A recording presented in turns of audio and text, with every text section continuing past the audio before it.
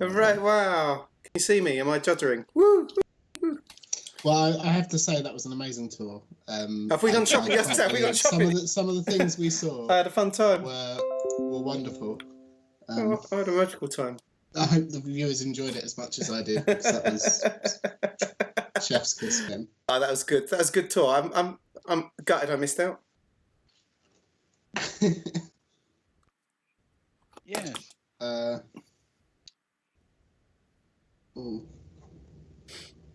Okay. The stream appears to be down for me. Oh no. Yes, and apparently for me as well. Yeah, look, it's back on. Is anyone in the chat? Leno, is anything running? Is it all going okay, or has it all gone wonk? It's running for me, and it's got Ben looking to the side nervously. Yeah. That was out of nowhere, that one. Normally I can tell if there's going to be a bit of funniness, but that was a very odd one. Ah, hey, you've just come back. Hooray! Mr. Leno, I do appreciate that. Yeah, thank you for the update. We were panicking that we'd lost things semi-permanently. Yeah. Cool. Wonderful. Yeah, it did drop out weirdly. You're right. It went on my end, but I don't really know why. If that makes sense. Normally I can tell why it's happening, but I can have not a clue. Anyway, let's go. Let's go before it all drops again. We've got money. We got money to spend. Come on, Jerry. We're on a strict time limit here. Yeah, it's Jerry now. I'm away for 2 minutes, and it's Jerry. Well, it's Jeremiah, isn't it? Him and Agnar are so well acquainted now. It is. Yes. If you don't mind, I do prefer Jeremiah. Oh yeah. Well, of course. Well, of course, old chap. That's a red flag to this group. Red flag to a bull, isn't it? Quick. After you, Agnar will say awkwardly. Because Agnar does everything awkwardly.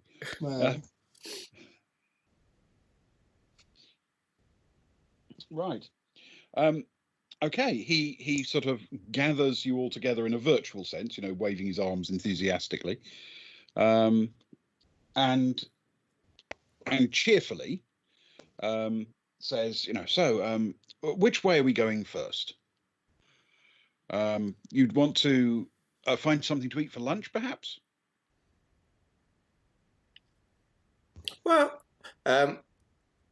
Cara looks at Agnar and says, are you buying, Daddy Agnar? Are you in Daddy Agnar mode? Are you buying? If so, I'm hungry. If not, I could go for hours. Oh well. In that case, is everyone else hungry? Let's get some lunch, shall we? And he'll sort of look around. As long as everyone else agrees that they're hungry. I suppose it's mostly Zoe at this point. Yes, I mean the group can head off to grab a bite to eat if preferred. If you're up for that, Van Cotswold sort of says, I have a suggestion for lunch. If you haven't been there before, it is one of the more interesting and charismatic places for socializing on the planet.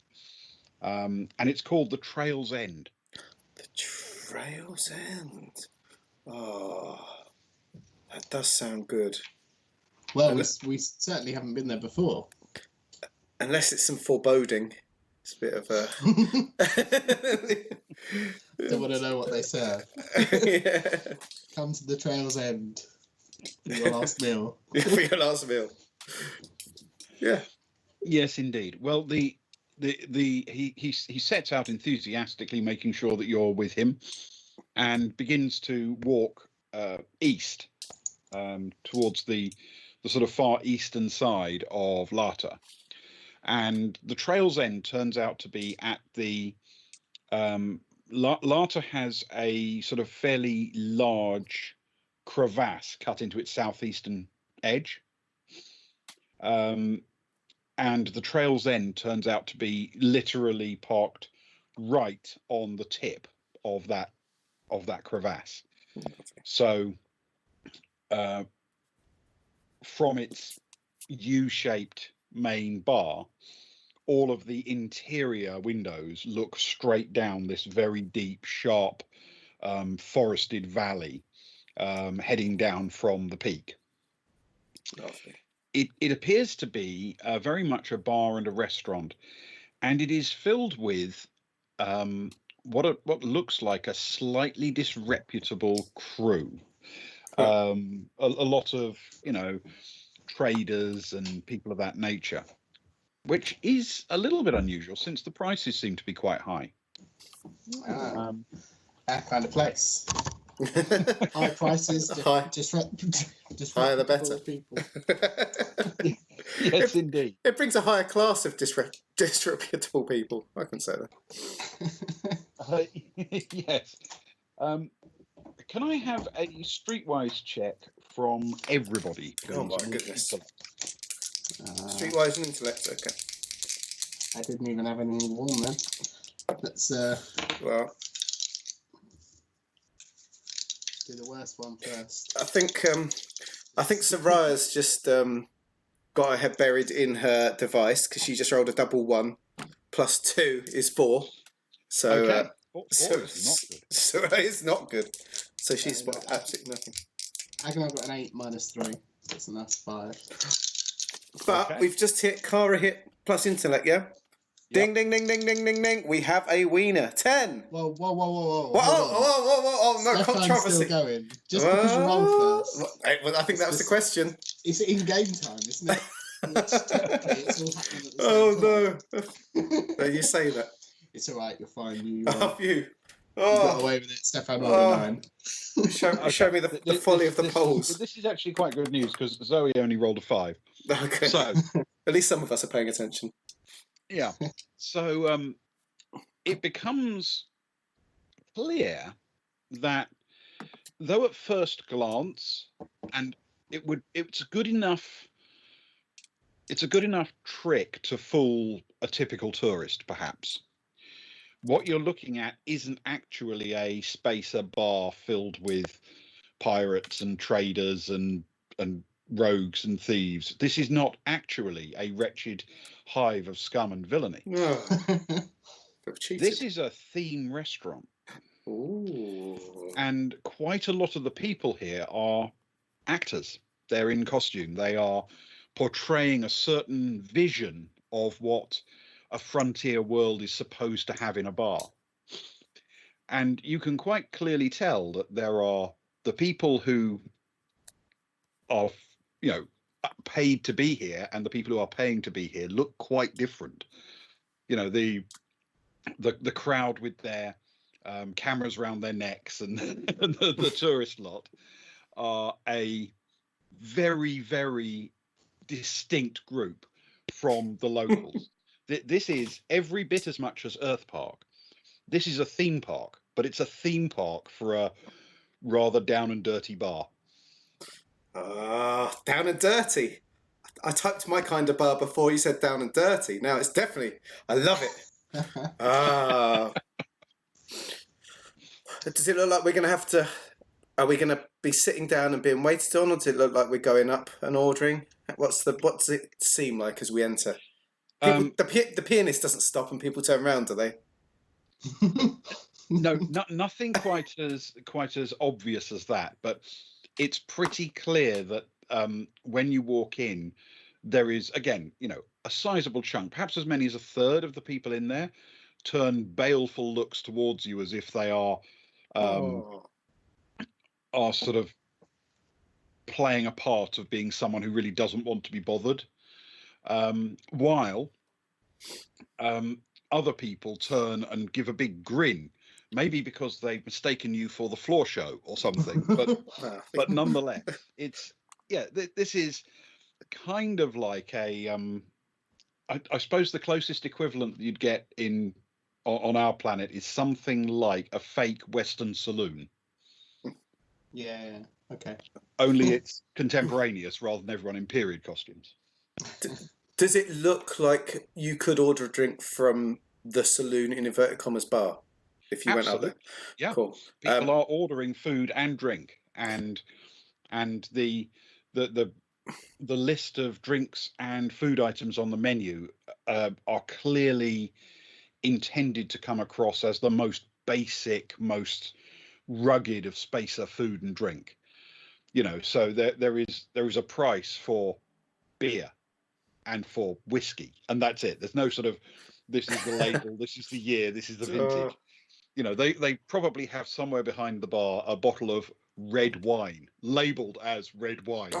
That's my favourite sort of red wine. It's a double-sized bottle. Yeah, and plastic. Yeah.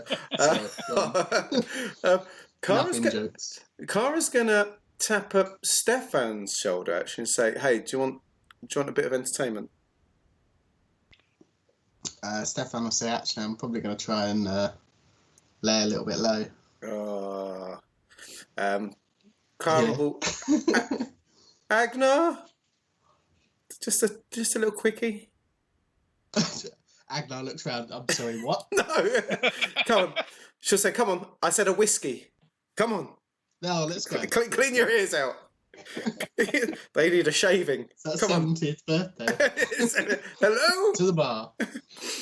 I want to pick a point at the bar that's close to someone that's clearly an actor, but is looking like a wrong un. Do you know what I mean? Yes, okay. Yeah, Yep, I'm with you. If people are expecting a floor show, she'll walk over and she'll sort of lean over the bar right near him to sort of signal for service. And, okay. The chap behind the bar sidles over with a smirk on his face. Help you? My friend will have a whiskey, and I'll have a red wine, please. Whiskey, red wine. Okay. And he stalks off towards the other end of the bar, and again, it's one of those slightly weird disconnects. He's dressed a bit shabbily. He looks like he's exhausted or possibly already half cut. But when you actually see him pour another drink, he's quick, he's familiar, he's obviously a reasonably skilled barman. Kara turns to the guy at the bar and say, "How about you? What are you drinking?" The guy looks up in absolute startlement, looks Kara up and down and says, "I'll have my usual." So, should Kara lean over and say, "A dry white wine for the gentleman, please."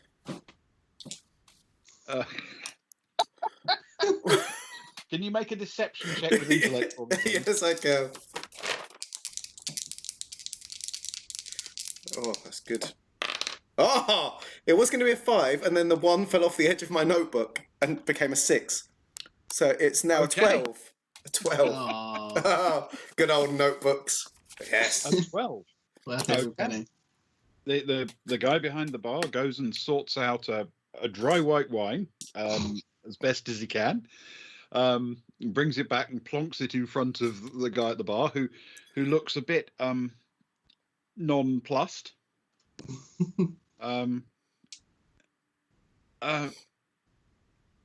Thank you. Well, no, thank you. And Kara takes the drinks and walks away. Can Agnar just stay at the bar? He'll get drinks for everyone else, and he'll not everyone else at the bar, everyone else in our. That's a very generous Daddy Agnar. It's not that Daddy Agnar mode. And he'll say, "We're hoping to get some lunch. Can you put these on the table, please?" Yeah. Yes, of course. Yeah, no problem. I'll run you a tab. Wonderful. Thank you very much. And he'll take the rest of the drinks, I assume, with a tray at this point, and take them back to the table. Okay. Yes, there are people sitting down eating, but clearly they've set up their arrangements in tables around the room so that their backs are kind of to the walls, and they're all sitting on one side of the table looking out over the bar, expecting something to happen at any moment. Many of them literally have like holographic cameras and recording devices by their fingertips, waiting for something exciting to happen. So Ryan's going to nudge Stefan and say, "It's your chance to shine. Get that somersault going again. Get the backflips." Another face plant. I hope there is a floor show though. We'll liven things up a little bit. It was, yeah. Okay, so Van Cotswolds says, so I assume it didn't take you very long to work out the secret of this place, which a lot of people, they never get. And a lot of others, they do buy into it, especially if they stay at a good hotel where someone just clues them into what to expect. But if you stick around for a few minutes, have a drink, take the load off, they do set up a few little events which can be fun. We're all about the fun. Stefan says that sounds interesting. Are we talking a big show here, or something a bit more low key? It's quite low key. It'll be little events, and so if you see like a fight break out, it's generally best not to intervene because it's staged.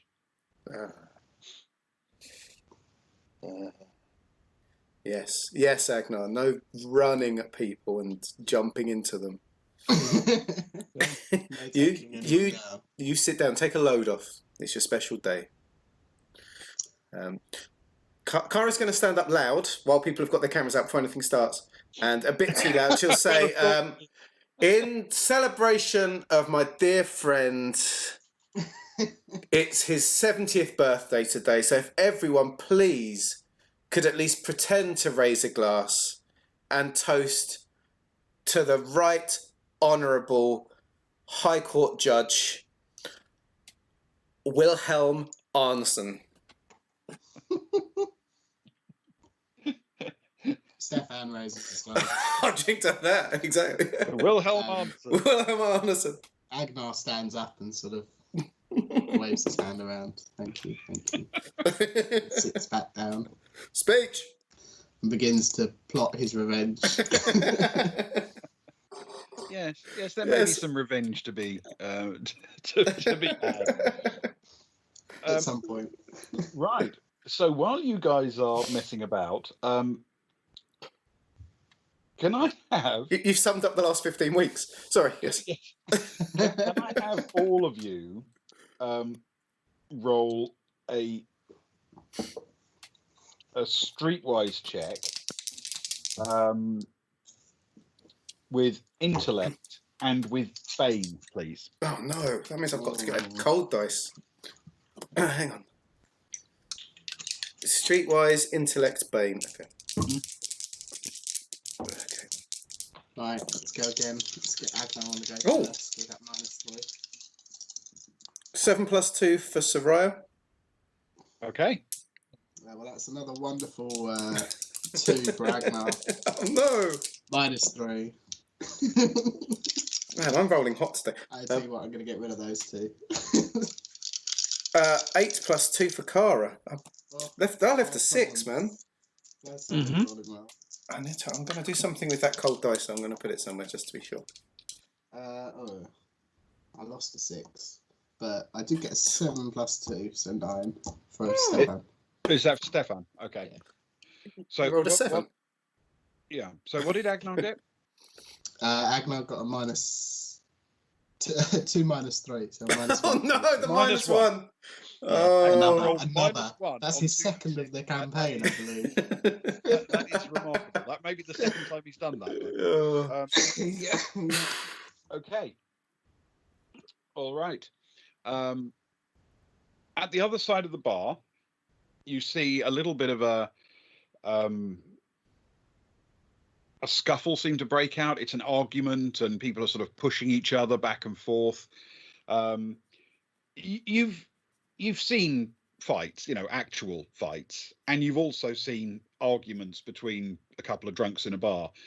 And this is definitely the latter rather than the former. But even compared to that, there doesn't seem to be much actual violence and they seem to have chosen an exact moment and a place where they could do it without accidentally tripping over a tourist, if you see what I mean. Mm-hmm. It looks very, very heavily staged, and they push back and forth, and periodically they sort of cast a glance towards the main entrance as if they're expecting someone else to come in and join in, and when they don't, they just yell at each other for a while and one of them storms out. And it feels like it wasn't really what it was supposed to be. It didn't quite go as planned. The timing was off a bit, perhaps. But anyway, despite that, some of the tourists seem quite excited to have filmed a bit of local action in a local bar. Do any of the tourists do they just stay where they are? Does anyone sort of like start to gather round, or is it just very much you stay at your table seated or at the bar and get on with your affair? The ones you can see all very much remained in their seats. Yeah. Okay. Yes. If anyone sort of leapt out of their seats, they would be on the other side. Okay. Cool. Stefan will be paying particular attention to the tourists as these events unfold. Okay. And he'll just be looking for anybody who seems particularly interested or, edges towards with their camera to get a bit more close-up footage or anything that's different to the rest of the tourists, I suppose. All right. For the next time. Yes. I'm tempted to say, given that he's actually been deliberately keeping a low profile throughout this and, keeping his eyes on stalks, can you roll a streetwise for me with Boone and intellect? Ooh. Oh.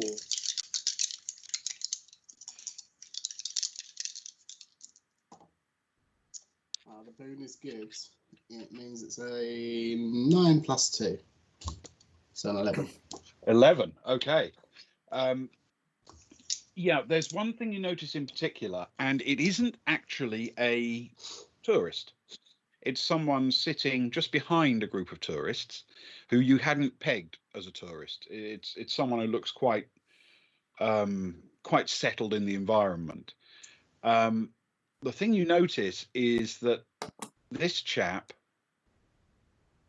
was obviously a little disappointed by the way it went down, as if he was expecting it to happen.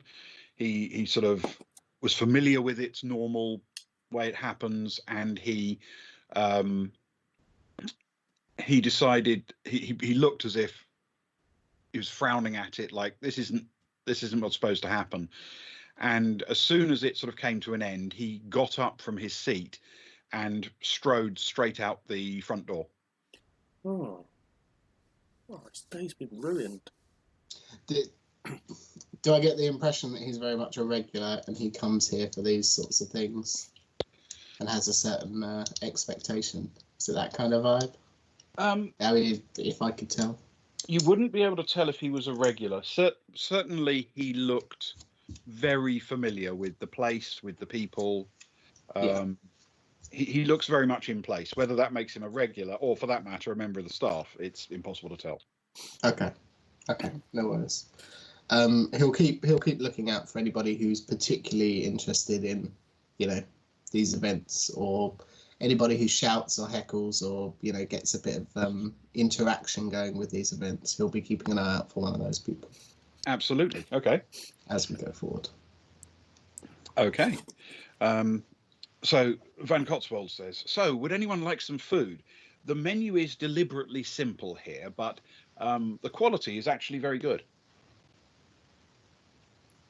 Sounds perfect.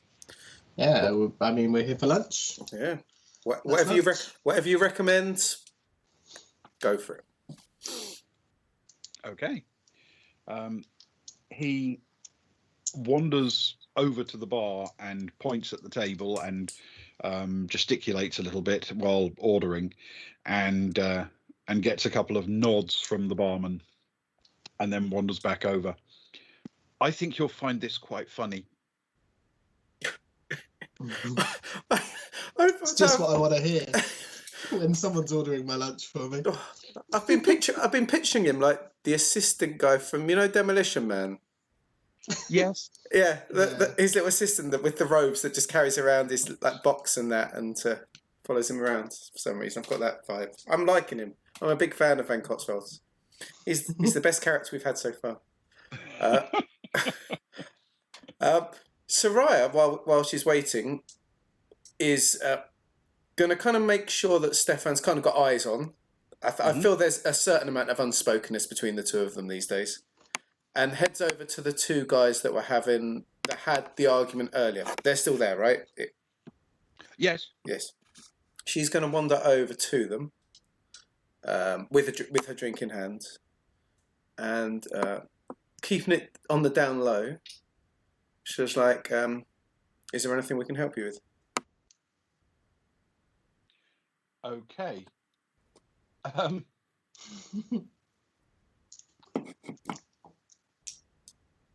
Can you roll a persuade check with intellect or social, your choice? Well, it's definitely not social. Persuade. Oh, good. Okay. Ah, pretty good. That is true. 800 credits a time, Mr. Lerner, and we can meet all of them. Oh, okay. It's a +2, isn't it? That's right. So it's +2, but I got 7. 7 plus 2. 7 plus 2, 9. Okay. One of them appears to basically bury his face in his drink as if he's embarrassed to be approached. And the other one, who stalked off and then came back as if he was waiting for his next scene to start, looks up and says, "No, it's not really that kind of thing." So you can punch me if you want. If it makes the people happy, you can punch me, kick me if you want. If it keeps the people happy, I can start a scene if that's what you want. Just for the joy. I don't know if her and Stefan have this much of an understanding that him watching this from a distance. You should take advantage. Yeah, if it's for the joy of the day, everyone looks a little bit. Everyone looks like they're having a lovely time. Yes, I'm not sure that would be within our sort of normal employment terms and conditions. Randomly punching, bar patrons. What if I deserved it? What if I egged you on? Carmen says, "Well, if you do need anything, we're here eating, and we're more than willing to help out if needed." And wanders back over to the group. Okay. Fair enough. As you arrive, so does the food. The food turns out to be a sort of jambalaya of rice and grains and meat all mixed together with vegetables, and deliberately made very sticky. And it does give you a little moment of humour, exactly as suggested, only a flash of it.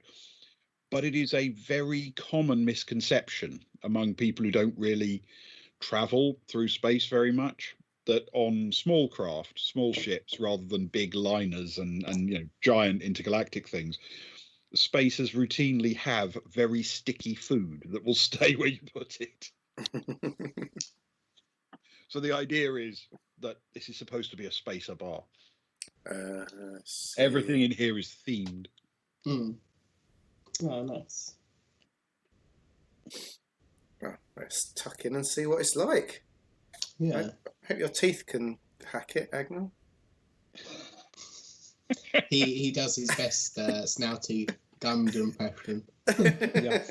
As he takes the first spoonful. If there's one thing Agnar has got +3 in, it's teeth. So yes, it actually tastes very nice. The meat is high quality. Everything is high quality. It is, deliberately inexpensive kind of food, but it's very nicely prepared. I'll compliments to the chef, then, I guess. Order another round of drinks to wash it down with. So I will get this round. I feel that is it on the tab? Is it still on the tab? Is it? Yeah. Okay. Well, there we go. Well, I can always say, just stick it on the table. That's fine. Yeah. And I think we are still in Daddy Agnar mode. Yeah, I believe until the bill has been paid. until we leave Giikur. Until he turns 71. Yeah, exactly. So, yes, the round comes. There are a couple more moments. There's apparently a very loud deal taking place in exactly the way that deals like that aren't negotiated, in the middle of crowded bars where people are talking about shipping illegal things from place to place. That most actual deals made like that tend to be made in quieter locations, further away from witnesses, and not at a stage volume. But a lot of the tourists don't seem to mind. They're completely buying into the fun of the theme bar. Splendid. And who wouldn't? I bought into it. I love it. Okay. And then, obviously, there comes a moment where Van Cotswold says, so if everyone's finished, perhaps we should get on to your next objective, wherever you want to go.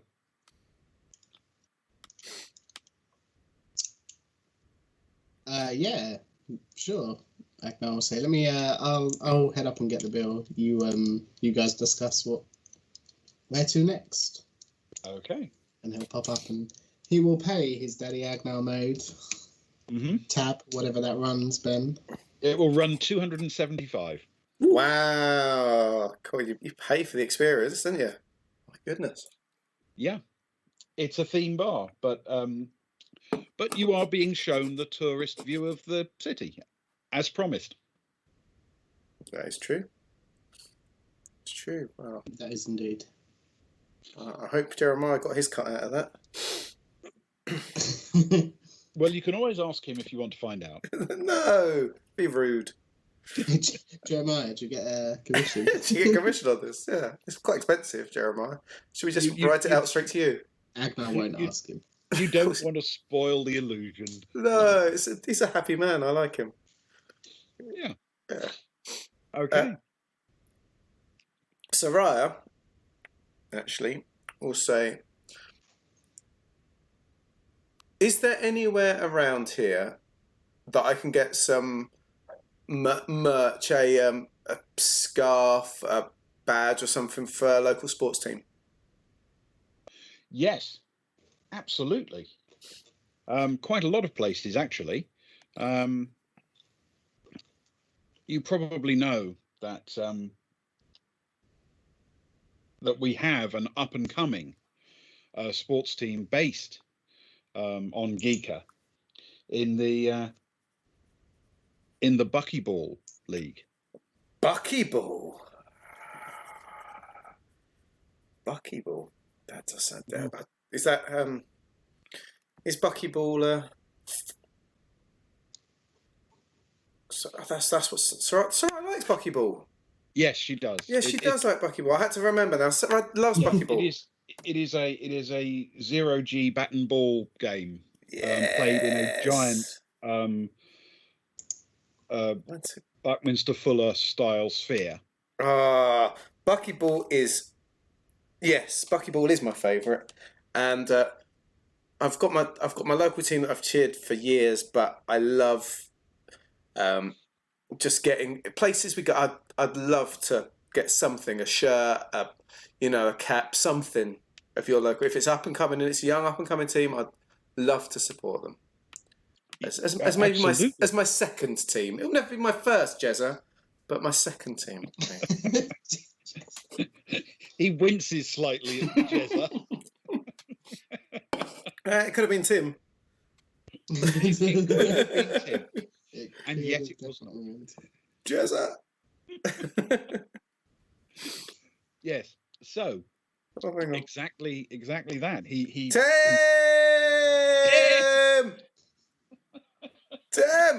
Tim. Sorry. Yes. Yeah, apologies. Do go on. Yeah, random interruptions like that. Yes, but the place he leads you is back towards the middle of the same peak. There is a district which is clearly mainly intended for nightlife. A lot of the places are either closed or extremely quiet. It looks like a fairly low rent sort of place, but many of the bars do advertise the Buckyball League being hollowed in the bar itself, and a significant number are wearing the sort of green and brown logo strip of the Giikur team. No, green and brown though. Oh, have they got a name? Is it just Giikur, or is it like the Giikur Megalodons or something like that? No, I'm afraid it's just the Giikur team. It's just called Giikur Giikur, as the team name. I quite like it. The geeks. Yeah, I mean, they may have Geeks. nicknames or things, but in terms of the actual team name, nope, they are just Giikur. Giikur, I like it. Yeah, let's get some Giikur gear. Okay. Unsurprisingly, this is going to be very familiar to anyone who's visited Earth Park, because pretty much every kind of shirt, cap, hat, and scarf you can get at Earth Park with Earth Park logos all over it, you can also get here with the Giikur team logos all over them. Yes. Well, I want to get rather excitedly. Sarai dives in. She grabs a Giikur cap, the Giikur the shirt, a scarf, and she'll pick out the postcard, like the signed photo or whatever, of the most handsome of the players. That she's going to stick up in her berth when she gets back, and Okay. that's her done. So shirt, scarf, cap, and a photo card thing. Buckyball is a game of skill more than sheer physical power. As such, the teams, generally speaking, are mixed in terms of the gender of the players. Oh. So you get because it's played in 0G, your physical power to sort of overcome gravity isn't relevant. You need speed and agility relative to your mass and therefore your inertia. And there's no inherent reason why a slight and small person might not be every bit as agile and fast as a big and powerful one. Oh, I like it. It's a good sport. The game it's a bat and ball game, basically, with two bowlers and two batsmen at each end of a central arrangement in the middle of the ball. The bowlers taking it in turns to bowl at the opposite batsman, while the spare bowler acts as a keeper, basically, behind the batsman being bowled at. The game is played in such a way that the turnaround is as fast as you can actually, as fast as you can literally recycle the ball. Okay. So quite often the tactic would be to bowl to try and skittle the batsman at the other end. But if you can't, then get it into the hand of the opposing bowler, who can skittle it straight back in the other direction fast enough to confuse or outwit the batsman at your end, so to speak. Got it. There's a touch of non-stop cricket about it in that regard, then. Indeed, Oh, and my new favourite sport. The two targets, the two sets of stumps, if you like, in cricket terms, are actually separated by a tube, a long tube that connects them and occupies a significant portion of the gap between them. It's a large tube, and it's down that tube that the batsmen have to score runs by changing ends and going down it. And because they've got to stay inside the tube as they do, a certain amount of agility is necessary to avoid each other. But of course, the tube also allows you to aim your ball off any of the internal curves of the tube to change the angle and ricochet it once, twice, even 3 times off the tube as it goes down. So I hope that's given you a basic gist of it. It is. It's a shame we're going to have to wait so many years for it to happen in real life, really. Well, it may be the greatest sport ever invented. I think it is. And we've just become the most British of all traveller live plays there's ever been. Space cricket. We've gone to a pub to watch fights, and now we're buying cricket gear. Right, excellent. But Soraya will get the shirt, the scarf, the cap, and she will get a photo of a male player. Okay. So you want a cap, a shirt, a scarf, and a photo? Yes, please. Okay. She'll try and talk to the person behind the counter, like, you know, she doesn't want to come across like a total flub, you know, she knows what she's talking about. She'll be like, I don't know, are these guys any, you know, it's first time on Giikur, but, you know, these guys got to be good if they stand any chance against so-and-so player and the so-and-so team. You know, Yes, absolutely. Omero got a team this year. Oh. the most powerful of the local teams is De La Brue. Perhaps unsurprisingly. Well, of course, it would be. But she hates the De La Brue team. Yeah, I don't blame her. I mean, who could actually like the De La Brue team? Exactly. They're such a load of cheats, aren't they? I don't like them. Yeah, I know. They've always got the refs in their pocket. It's just. I'd be Agnar's favourite team. Yeah. Probably. if you had to choose. Yeah. A local team. But yes, she chats away amiably and indeed gets exactly the kind of reaction you'd expect to get from someone who is a local sports memorabilia seller, and B, whose commission is dependent on selling sports memorabilia. Yes.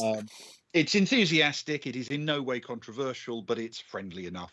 Yeah. Cool. How much do I owe, good sir? That's going to come in at 25 total. For everything?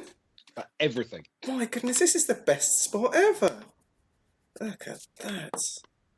Well, the cap immediately goes on, and everything else are going to. She's not going to take a bag though. She's just going to shove it into Kara's bag full of her art supplies. So, thanks, Kara. You take this. Up the geeks. Come on, the geeks.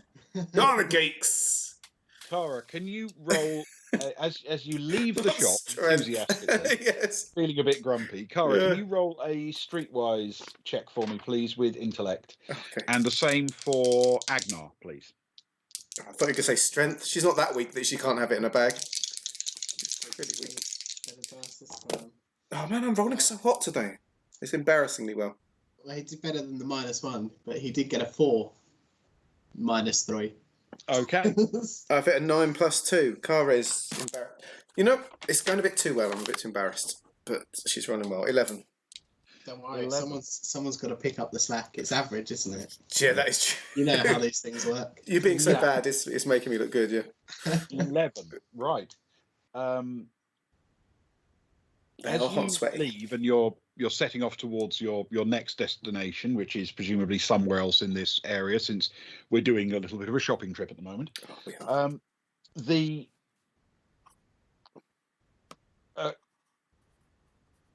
Yes, Kara catches a glimpse of a familiar figure disappearing around a corner. It's the chap you encountered earlier who was following you. Your fisherman friend. The fisherman friend.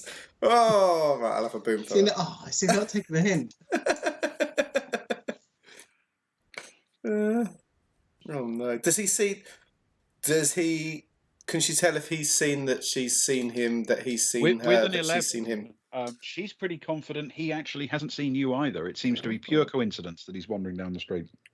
Oh, okay. Oh, right, he's not purposefully. He doesn't appear to be following you or paying any attention, no. Not that Stefan or Ragnar know anyway. But yeah, cool. So is Kara and Agnar that you said made the rolls, right? So they're the ones at the front. Yes. Can I just quickly, as the shopping trip was going on, could Agnar have had a very quick conversation with Jeremiah? Absolutely. he'll say, Van Cotswold, old chap, I need some paper. Perhaps you could point us in the location of somewhere around here that would do print me up some custom headed paper. Nothing, no vast amounts, a few hundred sheets. Yes. At some point on our tour. Yes. In fact, we're in a pretty good location for that sort of thing. Depending on where you want to go next, if you're happy to head through the artisan district and out towards the lake, then I could take you past a place or two right now. Oh, wonderful. Well, let's see what the group think, and we'll take it from there. Okay. And then I assume we get back to Kara spotting and fisherman's friend, and doing the old surreptitious elbow dig into Agnar's ribs. His frail old ribs. She'll give the little nudge and sort of try and surreptitiously sort of nudge, eye, point, whisper all at once. It's our friend from earlier. Okay. What are you going to do about it? Are you going to ignore him or follow him or what? That's a good question. Is he important to us? Is he interesting to us? You found him interesting earlier, Ewan. I mean, I suppose the question is, do you have any questions to ask him? If not, then there's really no point in following him. That is true. Do we care? He didn't say, hang on a sec. He was no. He's just a fisherman. Someone paid him to follow us. Someone paid him. Yeah. Do we care who paid him? At this point, Ewan, do we care? Are we interested? Do we want to know? I don't know. No. Okay. Agnar's thinking of paper. Agnar doesn't. No. No. I'm on holiday. I don't care. Okay. Fair enough. Someone could follow him if you want, but I'm not interested. Is there any chance that Kara could get any kind of quality photo with her device? You know what? Given such a good pickup roll, I'm going to give you a shot. It's going to be quite a hard roll, but that's fine. Thank you for the shot. Go for this will be effectively an art check for her visual media. Yep, that's the best one. Good, thank you. Or holography. If you use visual media, you're going to take a bane. If you use holography, you're going to take a boon. Your call. Well, it says it's -3 with a boon or a +2 with a bane. Okay, +2 with a bane feels the right choice. Okay.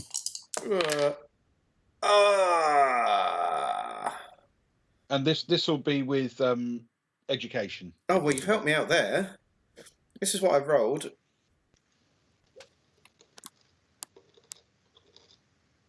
Okay. So I lose a 6, which was one of the cold dice. I'm thinking about promoting that one. 8 + 2 + what? What was the other one? Education as well? Yeah. Oh, then I'm laughing. 12. 12. Okay. Yes. With remarkable alacrity, you managed to whip out the imaging device, take a shot of him. You manage to catch a rather beautiful one as he just turns the corner, completely in profile, but elegantly done. Yeah. It's not only bang in focus, it's perfectly framed. It's quite artistic. Oh, I tell you what, I might. His long fisherman's hair is blowing in the wind. He's bald, I think. It's going. Yeah, that bald man stole my purse. Yeah, sad. It's going up on the wall though. That's an even better photo. Even better photo than Sarai just paid for. Okay, cool. Thank you. She'll be quite smug with herself. She'll allow herself a moment of smugness as she saves. Can you roll a smug check for me? I can. It's a 25. It's a 25. Yeah. Okay. Yes. Yeah. Very high smug check. Very high smug levels. Okay. Yes, excellent. Okay, so if you're happy to head west, then the next stop will be the paper store. Are you willing to take Jeremiah's advice as to the right place to get your paper? Mm. Yeah, I think so. As long as it looks like a reputable establishment, as far as Agnar is concerned.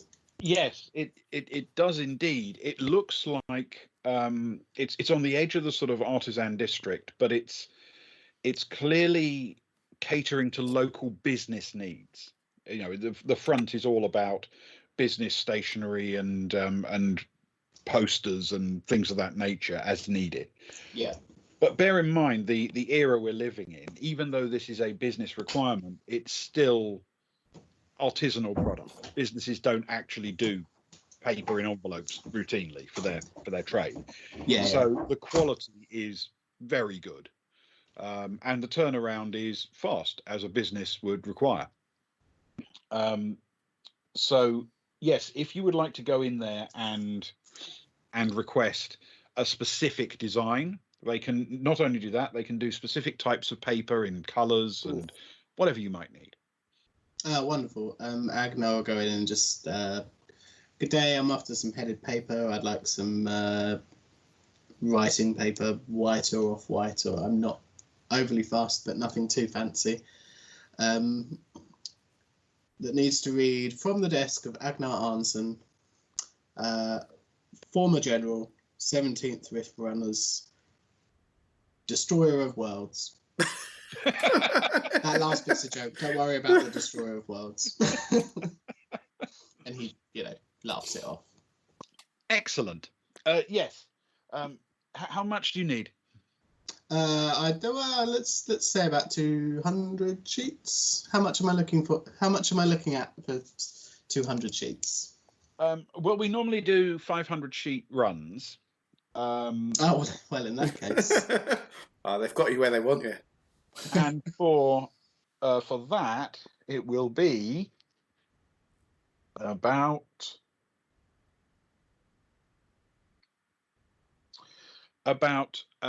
60 credits for a ream of 500 sheets. Very good. Well, as it's such good value, and I'm supporting an artisan business, I will take 2 reams. Can you send them up to my ship? Absolutely. Or my shuttle? Whichever is preferable. Yes. Your ship is docked at the orbiting station. Well, it's not at the minute. Maybe the it's shuttle. a long story. They're alongside the naval vessel. The big. They're naval docked at vessel the naval station. They're not. Well, they're not docked, but they're in the vicinity of. They're in convoy with. Okay, so broadly speaking, if we find someone who's willing to open an airlock and throw it in the rough direction of your ship, Sarai will lean over and say, "Look, this is where our shuttle's docked. That'll do just fine." Thanks. Excellent. Yeah, and he's happy for it to be, delivered to the shuttle, I suppose. I suppose. All the best laid plans. Someone's gonna have to carry it off the shuttle, though. Someone with a higher strength. Stefan's a man with strength. Yes, given Agnar's strength of 4, it's not entirely surprising he doesn't want to lug people about. Yeah. 2 reams? Oh, steady on. He's regretting that. Yeah, regretting that instantly. I'll mark off 120 unless there's any extra for delivery. No, nothing like that. This is exactly the kind of thing they'll do all the time, just deliver around the city. He'll say, well, thank you very much, and thank you for all your help, and he'll give them 150. Oh, lovely. Oh. Excellent stuff. Okay. So I guess the obvious question is there anything else you want to do in your shopping trip? Or can we take in just a couple more sites and call it a day? There's nothing that either of my two are desperately after. Can Can Cara be given 10 minutes in a clothes shop that I can? Oh, absolutely. Yeah. And can I drop 300 credits, please? I'll decide what she gets later, if that makes sense. But can I drop Absolutely. 300 credits of clothes? Yeah. Thank you. That's no problem at all. Fantastic. Thank you.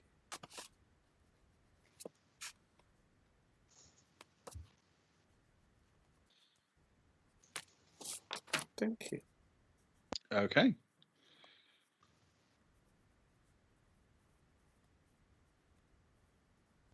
So, is there any other sort of shopping you need to do on your shopping day, or do you want to head back to the hotel, or visit another place or another site? Anything at all? Agnar will probably be happy to open it up to the rest of the group, and go along with what everyone else wants. Stefan's probably dragging his feet at the back like a fed up school kid. Oh. But he won't make a big thing of it.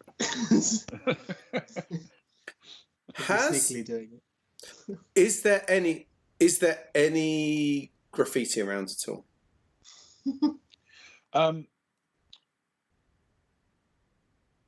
Roll a streetwise with intellect for Cara. It is indeed Cara who's asking you. It's Of course it is. 6 streetwise, 1 intellect, 8. I think. Hang on. Okay. 0 and 2, 8. Yeah, 8. All right. As far as you've spotted, there is none that you've seen at all in the city. I don't want to ruin the city. It's a beautiful place. Okay. She'll take that under note. She'll put it to the back of her mind, and then I'm sort of astonished you guys have found a place you don't want to wreck. I'm enjoying it. We don't want to upset Jeremiah. He's such a gentle man, a kind and gentle man. It's a credit to your world building, Ben. It's Somewhere that we don't want to destroy. Yet. I've got plans. Yeah. Yet. To be fair, you can always pull the fire alarm on the way off planet. Well, exactly. That makes a lot of sense. Then Cara will hitch up all her bags of shopping, and she's more than willing to go back to the hotel to dump them for the time being. Okay. All right. Well then, Jeremiah will suggest that he leave you with a few places you might want to check out. Just a few options that you might consider for the evening when you fancy heading out. Unsurprisingly, he mentions the Cascade, for example, which you've already been to. But I don't imagine it would shock you that he'd mention that as a possibility. He sees you back to your hotel, and then he says, "Well, I hope I've been of help, and it's been a real pleasure to spend time with you, and I hope you enjoy the rest of your stay on this world, my home world." Sarai will hold out her communicator. I'm assuming he would understand the universal sign of the tip. Yep. And she'll say, "We've had a lovely day, Joseph. Thank you," and drop him 200. Okay. Yes. Lovely. Oh, that's a lot of cricket shirt. Hats, I know. I could have scarves and photos. I could have had the whole league for that. It's almost one for each member of the team. Yep. Almost. Yep. You could have made the entire crew fans of the local football team. No one else showed interest. That's all I'm saying. So I'm saying, when she flicks on the screen in the lounge of an evening, I don't see anyone else sitting there. That's all I'm saying. No, you're right. Yes, for some reason, everybody else seems not to have a favourite buckyball team. I mean, it's possible to imagine. Age system that we've been in. Yeah, she's always had a favourite since day one. Right, so we're back at the hotel. Yes, back at the hotel.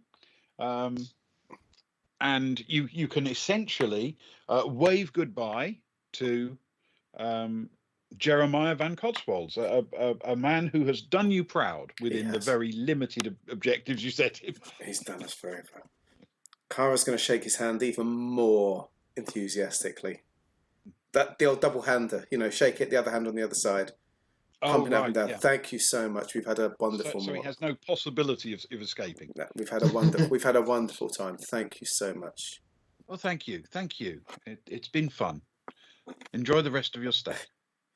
We most certainly will. And he makes his way out, just passing almost in a brush past Tim on the way out of the door.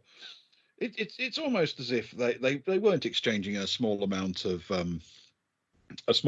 coin one way or the other. Could we tell which way the? Oh no, we couldn't because it's just a tap, isn't it? It's just not a like tap, a directional. One person's got one thing and someone else has got a card reader. We just got down. Someone, yes, someone's picked up a few credits out of that, I imagine. Okay. I guess we need to dump some stuff and get ready for this. I guess we've got the adventure tomorrow, isn't it? Our big thing. That's right. Yeah. And you have an evening to relax in the town, and then in the morning you're getting collected to be taken by Cat Aralesti down to meet a fishing boat. Fantastic. While it's going on, Kara's going to jot something down. She's going to grab one of her bits of paper out from her art bag while, we're sort of around and deciding what we could do next. She's going to jot something down, fold it up into a few squares and pass it over to Tim and swipe a 50 credit with him, with the note, if that makes sense. Okay. What does the note say? I don't know. I'll tell you during the break. Okay. And on that note, it is time we took our 5-minute break. So yes, let's do that there. Thank you very much, everyone, so far. Thank you. Yes. So we will take a 5-minute break for toilets, for drinks, for make sure you got your glasses toasted, clear, filled for the. Oh dear. Toast your glasses. Toast your glasses.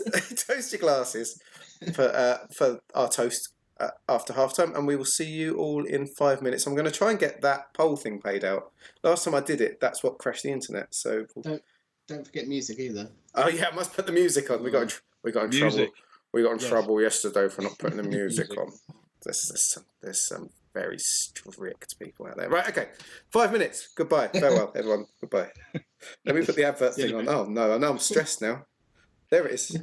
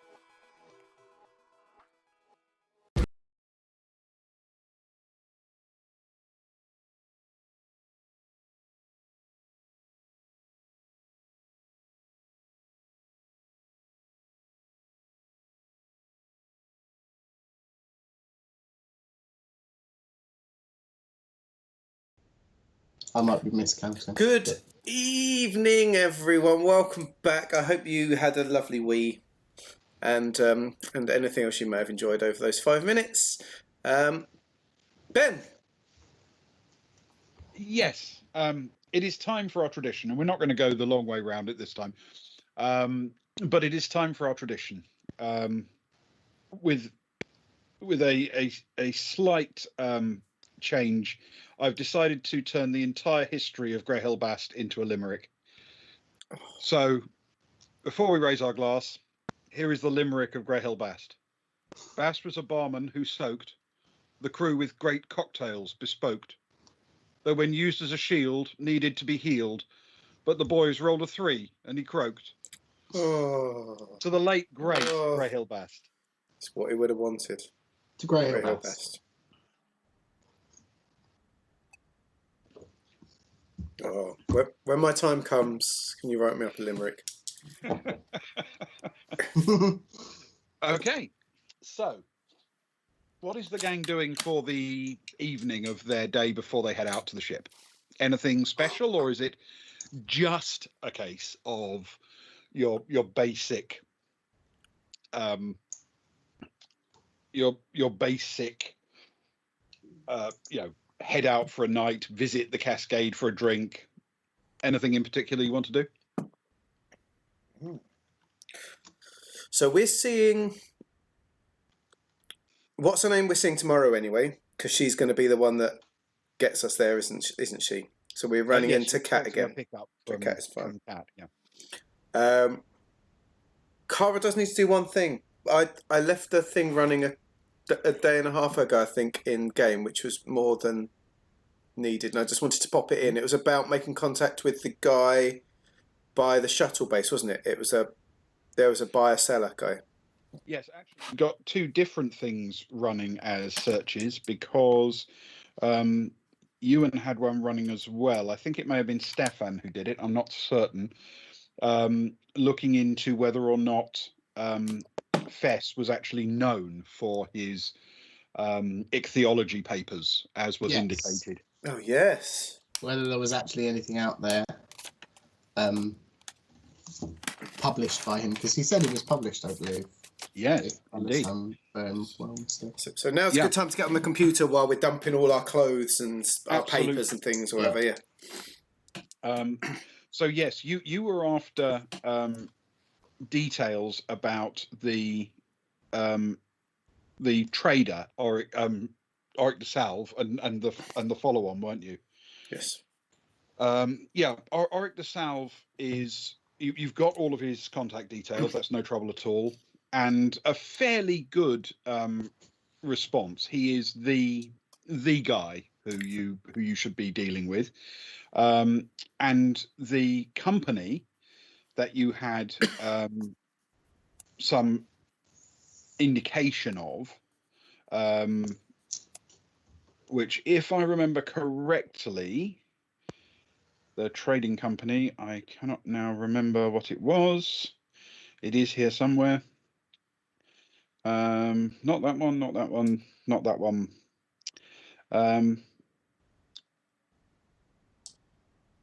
Yes, you have. I will look out the details. I don't have them in front of me for some reason. But yes, there is indeed a trader that you can make use of, actually on the downport itself. Cool. That's not Auric, that's someone else, did you say? No, you've got Auric as well, but you've got others as well. So if you want to use Auric de Salve, that's absolutely fine. You've got all of his details. And you said there's another one. Do I have the other person's details or not? I'd need to search for them. You'd have to search for that as a separate role, yeah. Okay, what I want to do then is I want to ping Auric a message saying, hi, we're in system for another few days. We came in with some uncommon ore with precious metals, like bursting with precious metals. Are you the man to see, or is there someone else I should go to look at selling this at a fair price? Okay. All right. You send a message to Auric. Yep, that's absolutely fine. Cool. Thank you very much. Okay. And for your other search for Fess, yes, you discover that though they are in quite widely differing areas on the sort of intergalactic or intragalactic networks, that they wouldn't necessarily cross over each other in terms of a normal search. You'd have to actually have a purpose to looking out the name of the person and all of his papers, rather than just looking out a subject matter, for example, because that would narrow your search away from the breadth of it. It appears that under the name Anton Fess, there are a large number of papers of planetology and mineralogy and similar interests, and under the name Mattis Fess, a large number of papers of well-regarded repute on ichthyology and marine biology. Okay. Is there any articles or talk about the two being linked? Not in any of the scientific By papers you name. can find. No. There's no Anton Fesses, Mattis Fess, they're brothers, or some Nope. weird. Oh, this guy who is very good at fish is also writes a few papers on. Okay. Nothing like that. It does appear that his two interests, assuming those are the only two interests he has, are treated as separate, separate entities in his life. We need to search for Steve Fess for his love of the geeks. Up the geeks. Head of the geek fan club. The geek fan club. Yeah. Supporters club, I should say. Quite right. Okay, perfect.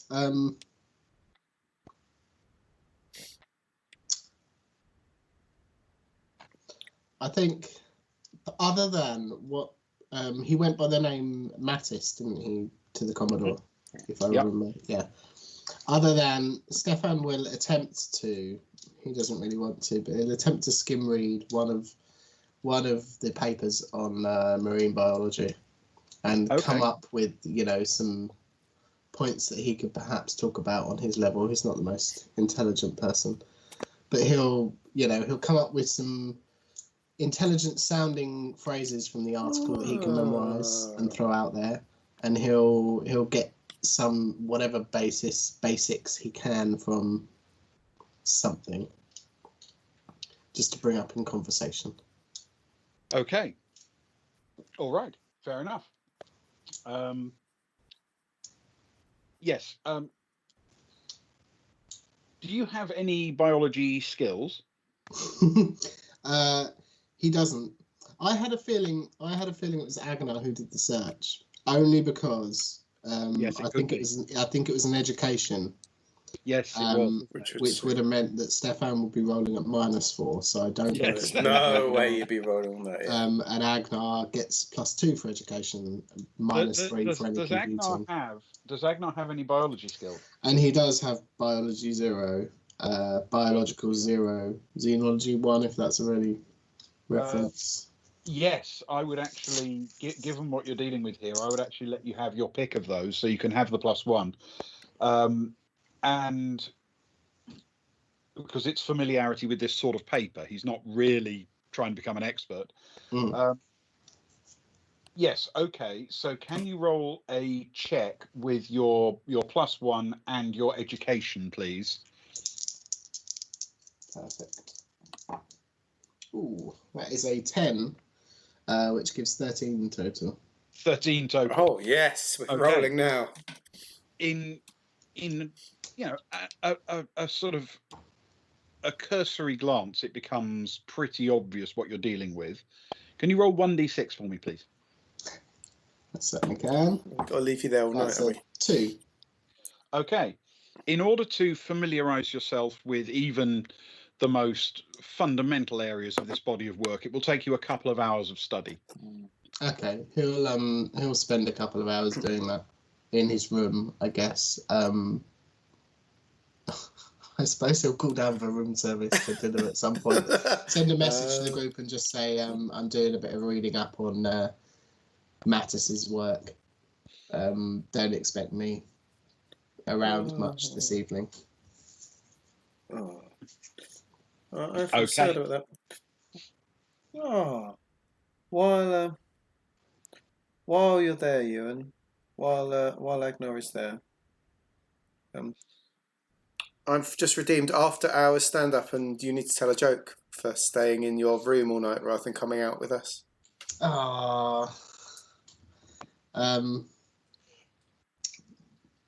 Every time it's me. No matter how badly I tell him, they'll just come more often. It's always me. Well, if it's me, it's going to be another limerick. You know that. I liked the limerick. I thought the limerick was good. It was certainly better than my last joke.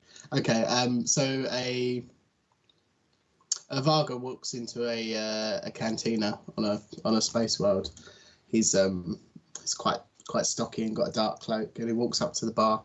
And on his shoulder is this cat, and he's got a cat sitting on his shoulder, and the cat has a small baseball cap on. Could in fact be the Geeks baseball cap. I like the sound. Cat is wearing. I like the sound of the And the cat. barman sort of looks up from whatever glass he's cleaning. He's a little bit taken aback, and sort of cocks his head to the side and says, "Oh, that's cute. Where'd you get that from?" And the cat replies, "From the Varga homeworld. They've got millions of them." Oh. Yeah, very good. And that's the best I've got. Oh no! Quick, someone make him tell another. Don't just throw random comments like that on the internet we're talking about here. So I trust we've only got the highest quality. Exactly, Mr. Leno's right. We've only got the highest quality viewers here tonight. You see, I think he needs practice. The more practice he gets, the better he's going to get. Yeah, exactly. Yes. I guess it makes sense for the rest of the girls would both quite like to go out to Cascade, but we don't need to go blow by blow if we don't need to, if that makes sense. But Not unless you want to. Of course you can. It's up to you how much RP you want to do. But if you're just going out for a drink, then we can do a couple of quick rolls to find out if anything happens, and then call it a night, if you see what I mean. That would be great. So Cara will be tucking into her new clothes, customizing them a bit, ripping a bit off here, writing a bit on there, combining it over, doing what she needs to do. Soraya and Stefan, I guess, are in their room. So Soraya, Stefan, you coming with, or are you staying in like old man Agnar? Stefan will probably be just checking over his weaponry. I mean, he's a bit on edge at the best of times, so he'll give his laser pistol a once over. Maybe I can't remember, if I'm honest, what we took with us. If he's got his flamethrower with him. No, I think that was on the shuttle. Just wasn't checking it? over his flamethrower. I'm pretty sure you decided not to bring heavy weapons with you. Yeah. But he'll give his laser pistol, a bit of an oil or whatever they require. Okay. Just the once over, make sure it's got a full mag in it. And assuming that happens before, if it doesn't, he'll just say, "Oh, I'll catch up. I'll be there in an hour or so." All right. And catch up with him. Okay. So the girls will go out. Zoe will come with them. Just as we leave, can Cara ping Kat and say, we're heading to the Cascades. Is there any way you can make sure we get in quickly? Okay. Can you roll a persuade with your choice of intellect or social for me, please? Oh, yes. Oh, 7, but plus intellect 2, 9. 9. Okay. You get an almost immediate response just a couple of minutes later, and Kat says she gives you the name of the doorman on duty, and says, "Tell him I sent you." Oh yeah, fantastic. Cool. So we'll do that. We'll find that guy and tell him that Kat sent us. Cool. Yes, he waves you through without anything. However, I do need a quick check from you. You can do streetwise, carouse, or recon, whichever you prefer. For everyone that's going in, or just for Cara for Cara and Soraya and Zoe to begin with. Yeah. Because they're the first to arrive. Yeah. And they'll all be with intellect. So what was the option, sorry? You can have, carouse with social. Oh, yes. Or recon with intellect, or streetwise with intellect. In fact, you can have any of them with intellect or social. Okay. So Sarai's going to go streetwise and intellect. So I'll roll that first. Streetwise intellect. So that is, I'm rolling big again. 9 plus 2 is 11. So Sarai's hitting 11. Sorry. And what was it was carouse and intellect? Did you say I could do? You can have intellect or social for Wow. this one, and Okay. you can have carouse because you're going to a bar. You Yeah. can have streetwise, or you can have recon. Okay, I'll go carouse and intellect. So that's a +4 because we're in Okay. we're in her world. 7 plus 4 is 11. Excellent. Okay. Zoe did not do as well as that, but not too bad. That's okay. She ended up- Because she's on edge, bless she her. ended up with a 9. That's not bad though, considering. No, it's okay. Despite the noise and the crowd and all the rest of it, there is nothing remotely suspicious catches your attention. Okay. Well then, let's get drinking, but not crazily, because I don't like the idea of bobbing around on a boat with a hangover. So the night's more. Yantel Fest. Oh, free. So there'll be a few, but they'll be interspersed with softies and a bit of dancing, a bit of time on the dance floor. Wait for the old wave to the waterfall to freeze. Do the whole thing. Yep. A bit of chatting, a bit of earwagging, but nothing. We're not looking for anything, if that makes sense. Fair enough. So if something comes finds us, it does. But if not, then it doesn't. So Stefan will join an hour or so later. Yeah, he'll probably he probably won't bother messaging anyone saying he's on the way, and he'll probably wait in the queue. So Stefan! I don't know how long that's going to take. He might message him when we get there, when he gets there, and just say, "I'm halfway down the queue now. I might be in soon." At that point, Soraya will run out with the phone with the message on and say, "He's with us. He's with us. I'm sorry, there's been a mistake." Fair enough. So, Stefan, can you do the same, please? A carouse, recon, or streetwise check with your choice of intellect or social, please. Wonderful. That'll be a streetwise with either. It's not great though. That's a 6 plus 2 is 8. No, that's not great roll. But... All right. Okay. Yep. Nothing seems to be amiss. Cool. Now, is Agnar going to eventually join for the waterfall trick at the end or anything? He'll probably I think he sent his message. He'll probably stay where he is. He might put a little bit of extra time into just reading out of interest, I suppose, biological interest. Mm-hmm. Being that he studied that for a long 4-year period of his life. Yes. Yeah. The papers do appear to be, they're good. They're good quality. You can understand why someone who'd produced them would have a good reputation. Okay. Yeah, so he just wants to make sure that he's pulled out a few. If there's anything that is unique to this paper, any sort of revolutionary terms or things like that, he'll make sure he has those memorized and then tuck in for an early night, I suppose. Fair enough. Okay. All right. And for a relatively early night, the rest of the gang will presumably head back after they get to see the waterfall trick again and raise a glass to it and go, yeah. Mm-hmm. Maybe get some scrape off a bit of the ice into their glass. Yeah. Yeah. Definitely. Exactly. It is after all a bit of fun, and it's not something you can do everywhere. No, exactly. We're on the planet, We did Earth Park, and now we're doing the finest club in the town, and we're enjoying ourselves. We're on vacation for at least today. Yes. Cool. Yeah, absolutely. Okay, so the gang settles in for the night, and it is an uneventful evening.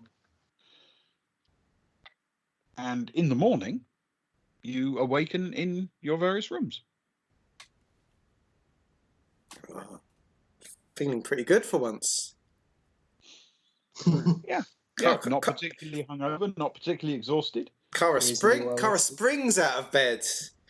Says, "Ah, Zoe, what a beautiful day! It's just the birds are in the sky, the sun is there, a lovely breeze.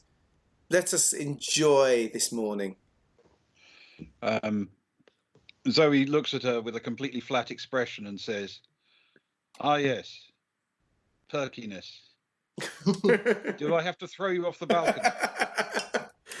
If you do, throw me off the more picturesque side so that I can enjoy the view all the way down. And then just tries to be annoying in a charming way, I guess. Yeah, until that sort of moment comes where everyone's sort of getting ready to go out. Absolutely. Okay. When the time comes, you can head down and you can await Kat's arrival. She's already messaged you saying she's on the way whenever you need her. Zoe, do we want to know what Zoe's viewpoint is on going? Because she doesn't need to go. And I think that's sort of what we'll be asking her as we walk. So you and I have just been in conversation as if we were. So it's probably Stefan and Soraya that are having this conversation, very much. Yeah, exactly. Yeah, does she want to come? I know it was hard for her last time because they were the ones that sat with her, weren't they? So they were very much. Because Stefan went over and sort of almost like cared for her a bit, didn't he, on the thing? So I think it's a bad experience for her, Stefan will say. But I'm not particularly happy about leaving her alone in a hotel room while we're on a boat with Fess. You know, who knows who else he works with. So the two are definitely having a discussion about it, and when sort of we all meet up in the final little wander towards the lobby, Soraya will bring it up. Like, do you want to? You don't need to come. It's totally up to you. We can find a way to sort of like you're a grown woman, but you know our shuttle's there. The shuttle back to think you don't need to come. Do you want to come? Do you not want to come? It's up to you. Okay. She says, "I think the rest of the crew are pretty safe where they are. But if I take the shuttle up to the ship, you won't have a shuttle down here if you need to make a rapid escape. And obviously I can't just use the regular transit shuttle because the star's just floating near a naval base. I'd need to fly there directly. So I better stay on world, and if I'm staying on world, I better stay with you guys." Cara will slip her arms around her waist in a bit of a over the top cuddle. Fantastic. Yeah, Stefan will say, well, either with us or, you know, in a public place. But we're happy to have you along. Okay, then that's where we go. Wonderful. I don't think there's anything else either of my two would need to do. Stefan will probably give his guns one last quick paranoid check over in the morning before they leave their room. Yeah, we are in fully geared up, armored suits, weapon. You know, like with what we've got, aren't we? Make sure his knuckle blasters are loaded. Yeah, exactly. You're all properly equipped. Yes. Told you. Yep. Okay. Exactly. It is as you step out onto the ramp that you can already see Kat flying the rather neat air raft with its boat hull that she uses down towards the sort of jetty that projects into the lake from the hotel. And rolled off. Okay. Yeah. Her landing turns out to be Oh. quite impressive. Oh, Yes. the first double six. I More should so have. than last time. Yeah, She's more good so at than last making time. entrances. It is balletic in its beauty. Beautiful. Yes, she comes down at an insane speed, brings it to an absolutely perfect stop just as the hull kisses the water, about 3 millimeters away from the edge of the jetty. There's almost not even a ripple as it comes in. It is a very, very impressive landing. Wonderful. Yeah, I mean, bearing in mind that with her skills actually comes in at what a 17. Oh, it could be any better. Of course, she's got skills, that girl. Oh, My goodness. that's a good D&D stat. Yes, that's not bad for D&D, is it? Blimey. I've just found, Ewan, I've flicked through, if we want to know exactly what weapons we've got. Do you want to know? Is it helpful? Oh yeah, sure. Go for it. I say that and I've just lost the bit. It was there, into the hotel, into the thing. Agnar and Soraya grab their long weapons. So Agnar and Soraya have long weapons. Yeah. So I think Agnar's got his laser carbine, but I think he left the shotgun for the family amusement park, didn't he? Yeah, sounds On the about right. shuttle. Yeah, because they went back to the shuttle. They went back to the shuttle and grabbed them after we left Earth Park. Yeah. And Kara and Agnar. No, sorry, Kara and Stefan. They came down through the shuttle from the like the transit shuttle. Yeah. So they have only got their pistols and stuff. And so they are like knuckle blaster, the little hand lifty pistols, small weapons. Yeah. Cool. So Agnar and Soraya long weapons, and Kara and Stefan short weapons. Just in case. Just in case, just to know. We don't know. Anticipating. We're only going fishing. Yeah. Yeah, we It's don't just a need- mission trip. I mean, the last time we were on a boat, we were attacked by a megalodon, but but that's only the last time. Things change. yeah. Yeah, and you couldn't get that unlucky again. No. What are the chances? How many megalodons are there? That's all I'm saying. Yes. Yes, just for your reference, because you may need it later if you're doing tactical planning or the like. Zoe has a Gauss rifle and a Gauss pistol. Cool. But we're not going to get into those sort of troubles, are we, Ben? So it's okay. Doesn't seem very likely. No, Just it's going on a we're just going on a fishing trip. This is very non-committal of me. It's Right. all right. We're doing business. We're doing business with the Commodore. Absolutely. So I've heard he's 6 years younger than Agnar. Yeah. He's the Commodore 64. Kat pops open the large and sort of very plushly appointed door and interior of the air raft. It's designed for luxury travel, and waves enthusiastically and sort of calls everyone aboard. Come on, come on.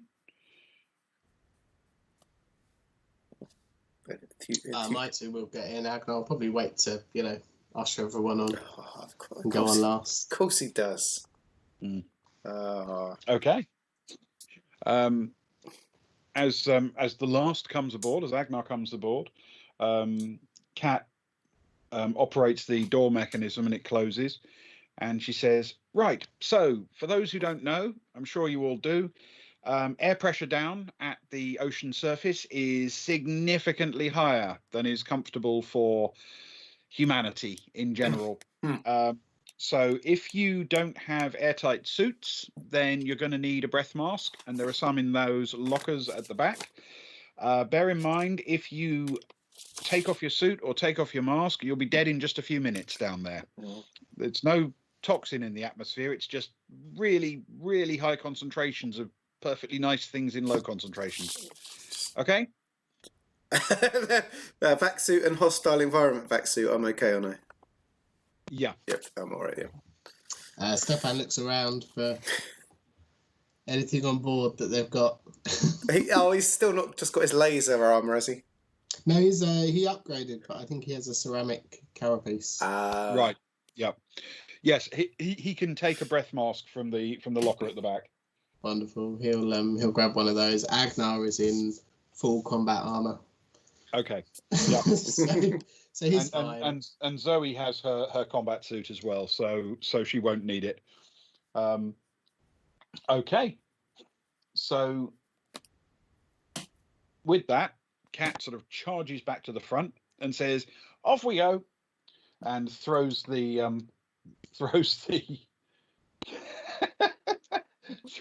craft into a fast and very impressive 15-point takeoff. Jesus. We need to get her on team. She takes it low out over the lake for just a little while and then turns hard north and flies over the ridgeline off the top of Lake Simel, starting to follow the line of the mountainside down, even as she heads out towards the ocean.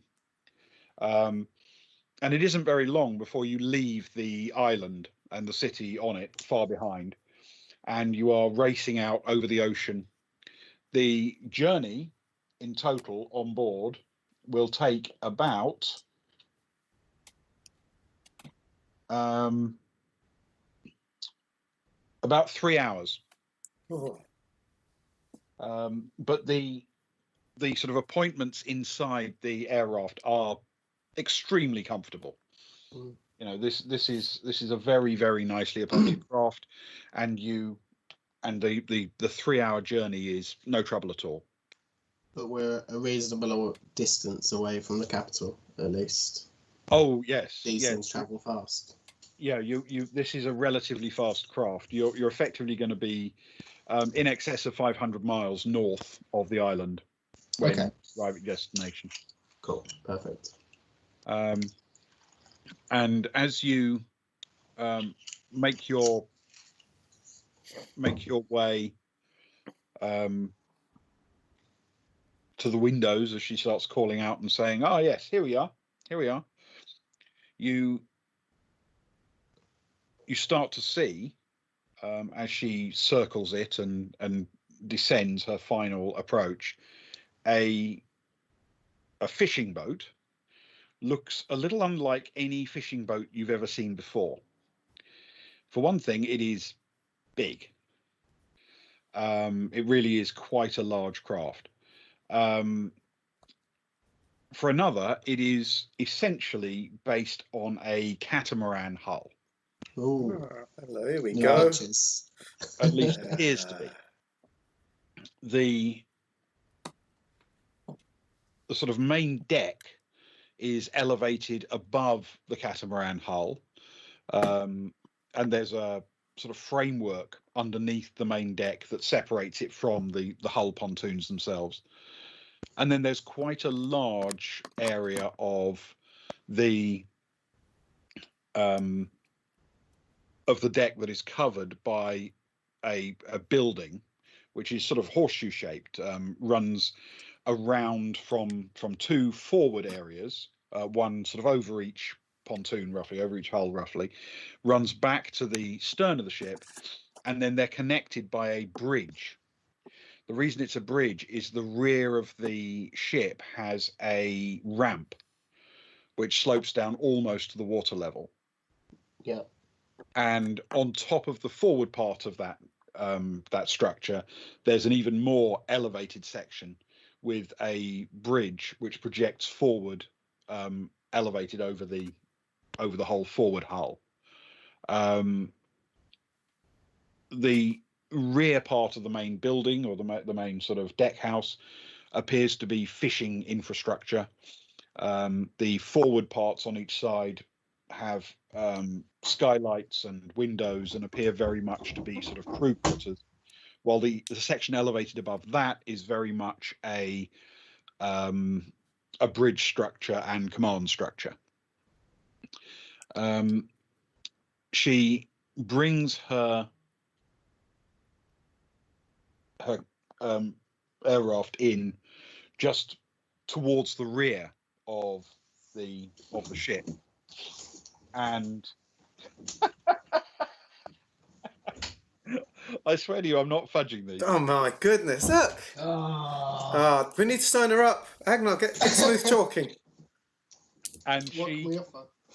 and she A birth. she does an absolutely pitch perfect landing right by the rear ramp, popping open the door.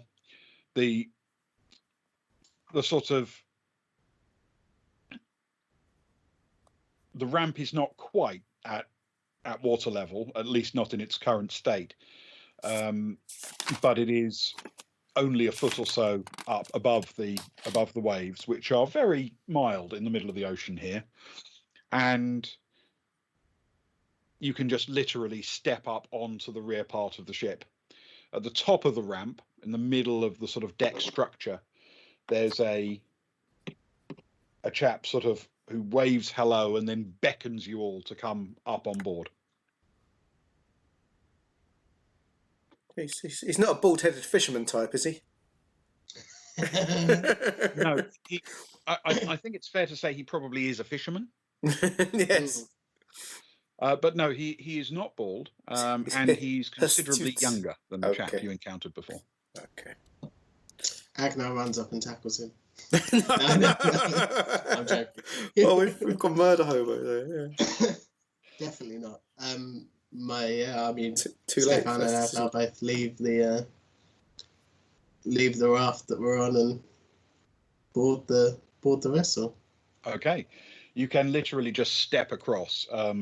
Kat has landed this so beautifully that there's basically no gap at all, and as you sort of jump aboard, she just yells out, "Let me know when you need pickup."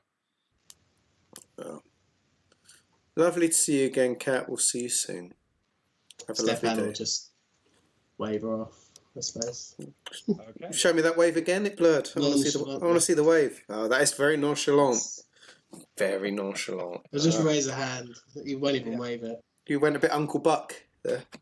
It's almost sort of half wave and half salute, isn't it? Yeah. He can be a cool character at times. Yeah. It's the important thing is that he believes that.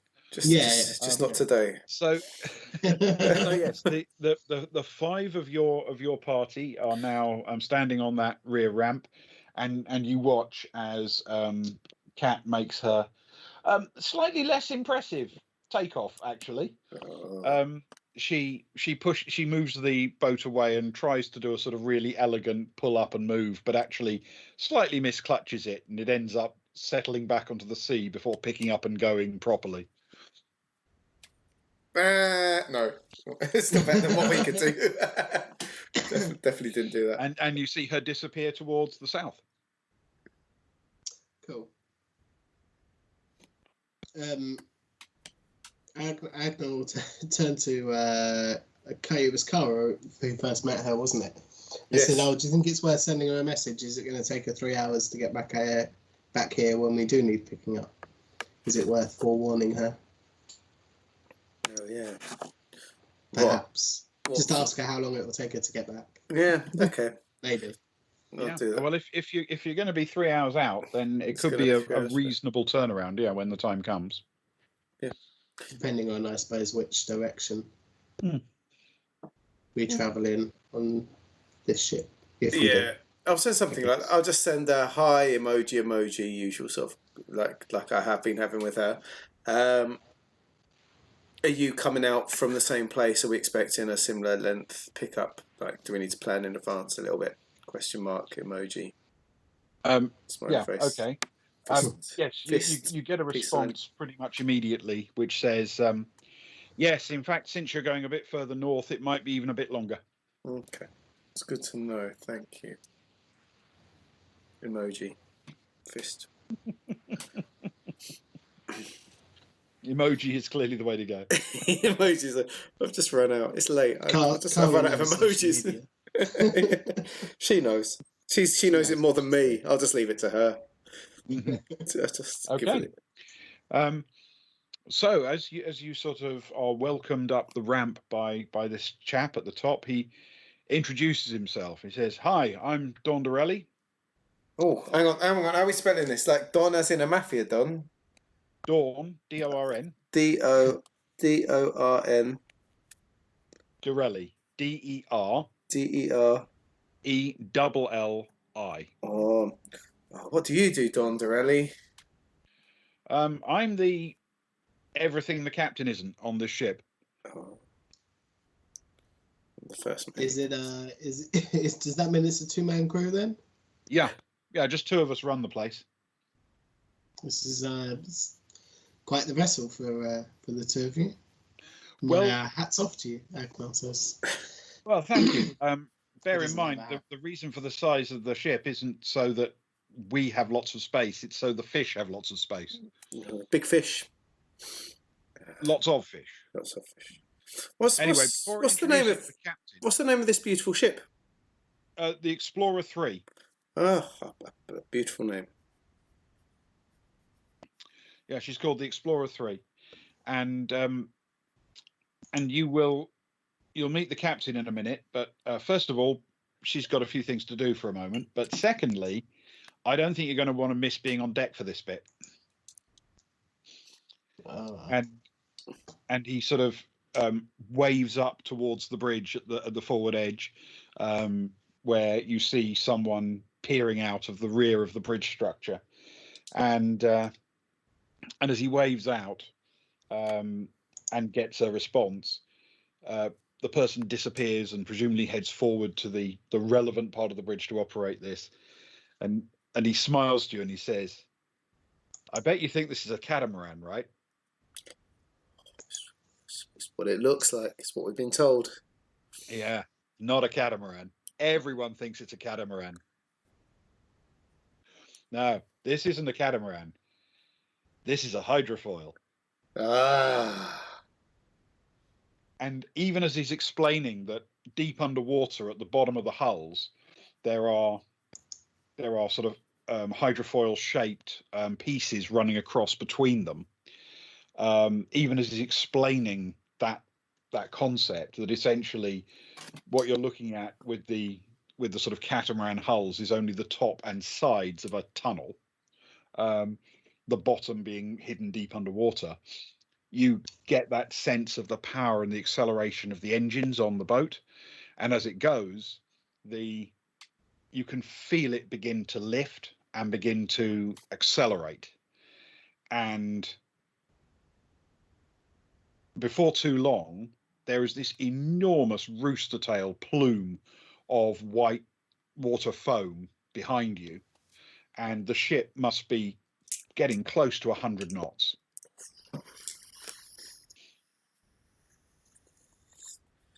I'm glad you told us to hold on to our hats. Sarah, I was very glad she left hers in the hotel room. Yeah, well, you are somewhat sheltered behind the sort of bridge structure. Nice. It must be very. There are buildings there. You're not actually on the open. It must be very thrilling. I'd imagine there'd be some whooping and some wowing, especially to big it up to the dawn. He's obviously very proud of the moment, so I think the girls would very much big up the moment, if that makes sense. Yeah, yeah, this is crazy. Give him his moment of showing off. Exactly. Is there a reasonable amount of lift up as we accelerate off? Yeah, quite a notable amount. Because it looks quite a large vessel. Yeah, the deck probably rises by at least 5 meters. Yeah. Yeah, nice.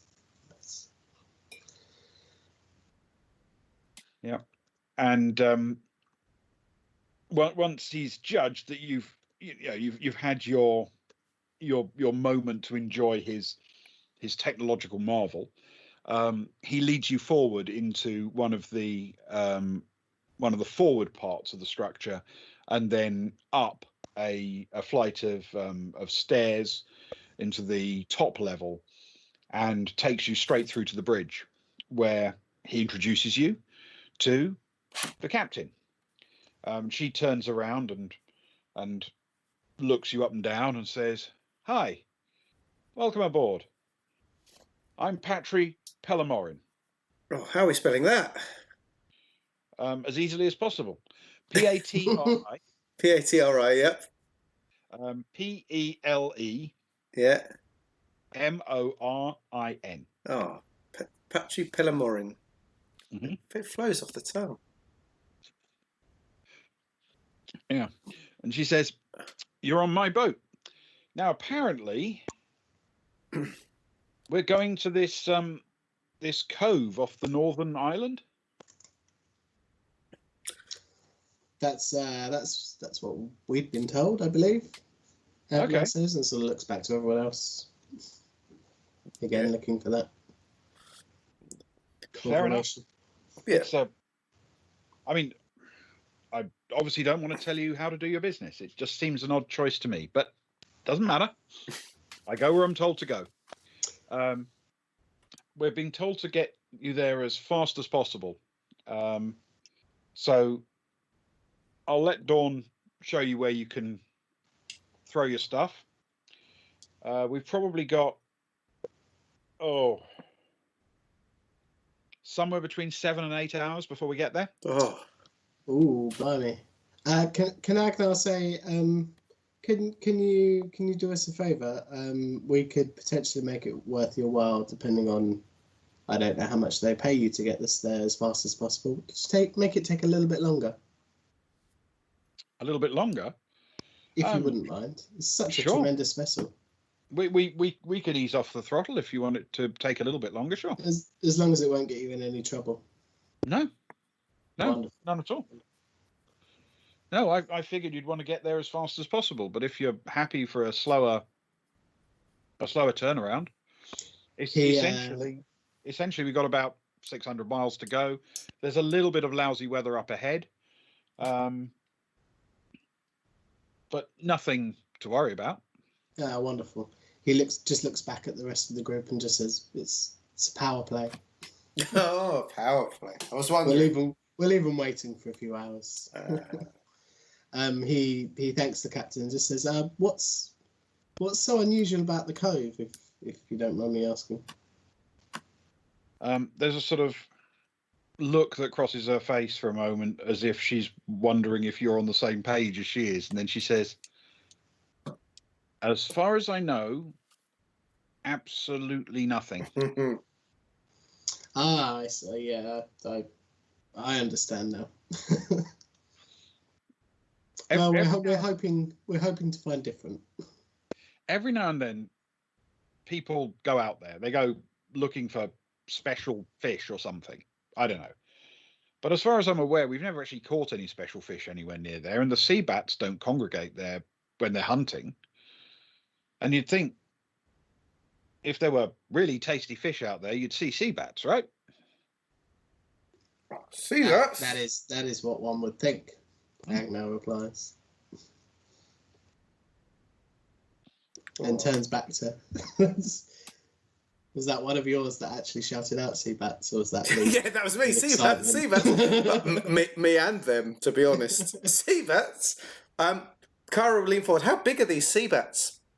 We've seen a lot of big creatures around here. Please don't tell me they're like 12 foot long and 3 tons. I've had enough of large animals to last a lifetime.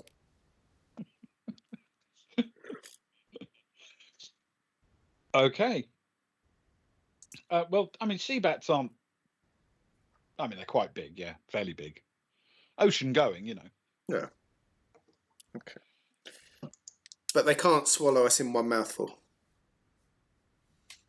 As far as I'm aware, they don't normally hunt people, but... I mean, you wouldn't want to make one angry. Okay. They're not worth eating. So we're not really interested in sea bats, except the radar up top. We track them all the time because sea bats hunt fish. So you find a bunch of sea bats, you go there, that's where you fish. They're circling around. Makes a lot of sense. That makes perfect sense. But you don't normally see a lot of sea bats around that cove, at least not, hunting, not significantly. Okay, that's nice to know. I'll keep my eye out for sea bats as we shoot along. Very Okay. interested. Fair enough. So the rally takes you down to down one level and into the other side, the sort of port side of the deck house there, and points out a couple of cabins that you can use, or several cabins that you can use in that deck house structure. And he says, "Well, welcome aboard. Hope you have a nice stay. We've At least it breaks the monotony for us. Normally, we don't move at anything like this speed. It's hard to fish at this kind of speed, you see. So we go somewhere and then we slow down and travel much more slowly." How long are your, I guess, tours of service? Your duty, like how long you're on a ship at any time before you get to, have a sleep on the land? It depends on what we're after. If we're just doing regular fishing, what we call filter fishing, basically you get to where there are a lot of sea bats, you slow down, you let the whole hull settle in the water, then you turn on the machinery and just move the boat forward round underneath the sea bats. The hole between the hulls and above the hydrofoil, that water just pours through there, of course, at a huge rate. And we've got nets and machinery that scoops up anything that gets caught in that and puts it in the hold. Job done. If you're after just fish in volume, that's what you do. You find where the fish are near the surface, and the sea bats tell you that, and then you collect up a whole load of them. And then we head to the nearest island, whichever the nearest is. But we don't often go towards this island. It's fairly remote. As far as I'm aware, sea bats don't really hunt around there very much. The water's, I think, a bit shallow for the big fish, but who knows? Most of this planet we don't really cover. We just hunt in the areas around the main islands. Can Agnar just say, and tell me, do you if you don't mind me asking, what's a good price for I can't remember, but Agnar would vaguely remember how much we were talking of buying off of the Commodore. What's a good price for you to get for X amount of fish? Well, your basic fish is just a high protein food stuff, ultimately, right? That's all it is. So it's conventional food, which, if I remember, not live animals. No, that's silly. Cows, water cows. Water cows. Scoop them up. Government manufactured. Medical supplies, petrochemicals, radioactive materials.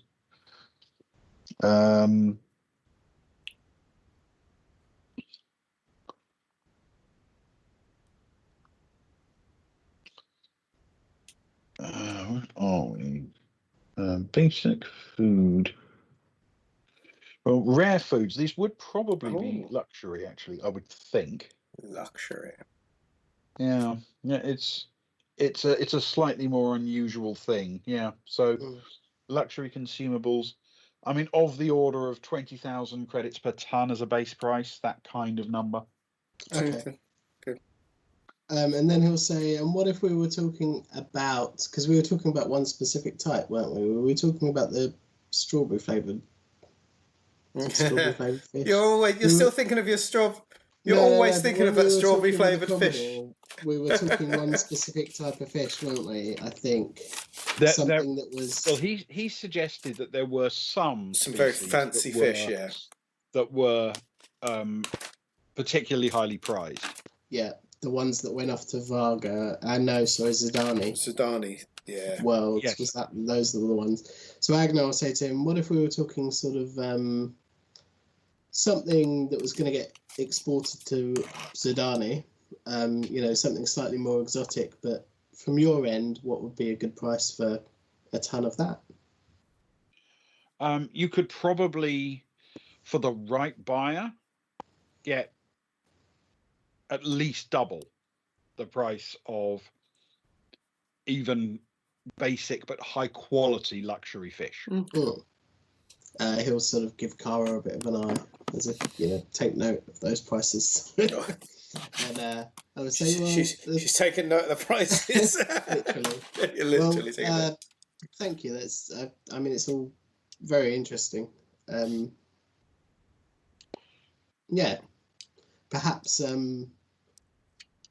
Perhaps if you've ever had a particularly good fishing day in the next, I don't know, say few days, you could drop one of us a message, and he'll give over some contact details. Sure. I mean, we do tend to use our sonar system to track for any really big animals down there while we're doing our regular fishing, and we try and haul some in if we can. You never know. There is a market for it, as you say. Sarai looks a bit nervous when she heard the word like large fish. Yeah. Flashbacks to Megalodon for everyone. Yeah, I mean, we get some pretty big fish around here. Some weighing more than a ton. Big fish.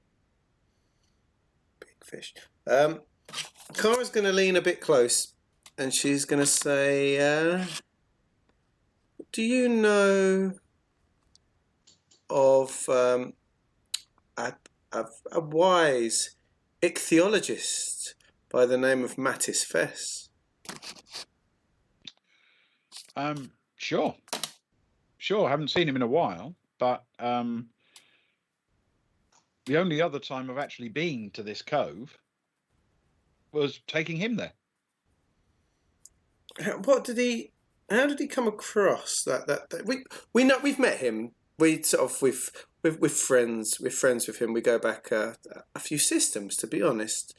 How did he? But it's interesting to us to see him so excited around the world of fish, I guess, because our paths crossed in a different way. So it's nice to learn more about a friend, of course. How did How did he feel going to that cove? Was there anything he said or felt that seemed sort of, interesting, out of the ordinary, excitable, or anything like that? Because we are heading there now ourselves.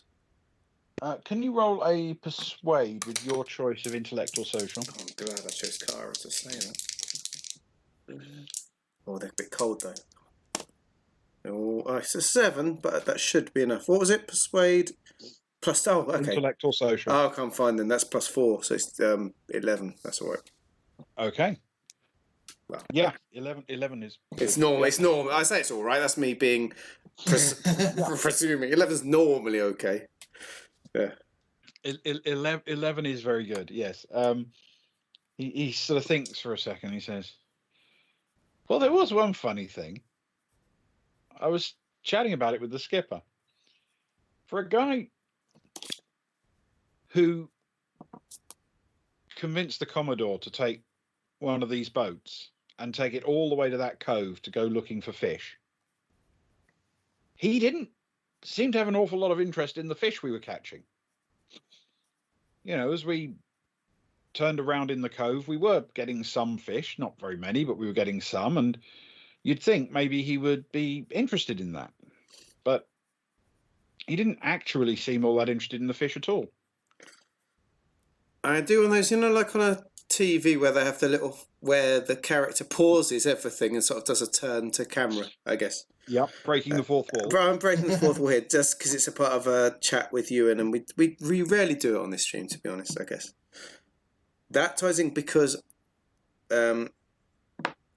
thinking back, he did say he was all about, his whole thing was he's more interested in the fish, so the Commodore thinks he's interested in he's always said, like, don't do funky things in the cove because it's all about the fishing, didn't he? He was like, so he's obviously don't explore the cove. I don't want you to upset the fish.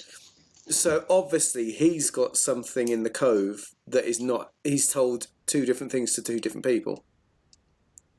So, yes. Thanks, Dawn. You're doing a wonderful job. Yeah, Agnar will say thank you very much, and he'll, going from where we've just come from, he'll hold out his device as if to tip. I don't know if that's the thing. Or He's a bit too carried it's away. probably, yeah, it's probably not. Yeah. It does make you wonder how many ships you've been on. Please tip your executive officer.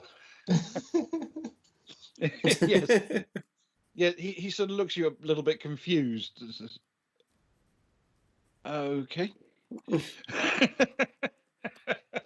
does he take it anyway? Just as a thank you, and he'll throw him 50 credits or something if they hold out their device. Yeah, fair enough. Oh, Yeah, he's not going to turn down the cash. We're such a generous crew, I tell you. Times may come when we're tight for money. Well, there's some good information there, I feel. I think so. You know, when you can buy a full cricket kit and scarf and cap for 20 credits and a sexy man's photo, you know, you're living the dream. That'll outfit them and outfit the captain. Exactly. They can get involved with the geeks. They might be big Geeks fans. You never know. That's what Sarah really knows. Are you big Geeks fans? He sort of shrugs and says, "I'm not really that into buckyball. It's going to sound stupid, but in my spare time, I go fishing." Busman's holiday, surely. It doesn't sound stupid at all. I mean, not this kind of fishing, fishing with a line. But the captain, she's a fan. Well, we'll chat later. Oh, that's wonderful. We'll share some stories, some buckyball stories. But of course. Yes. I'll leave that off camera. I don't want to get rid of all our viewers. All right. So, you 20-minute talk about stats of buckyball. Exactly.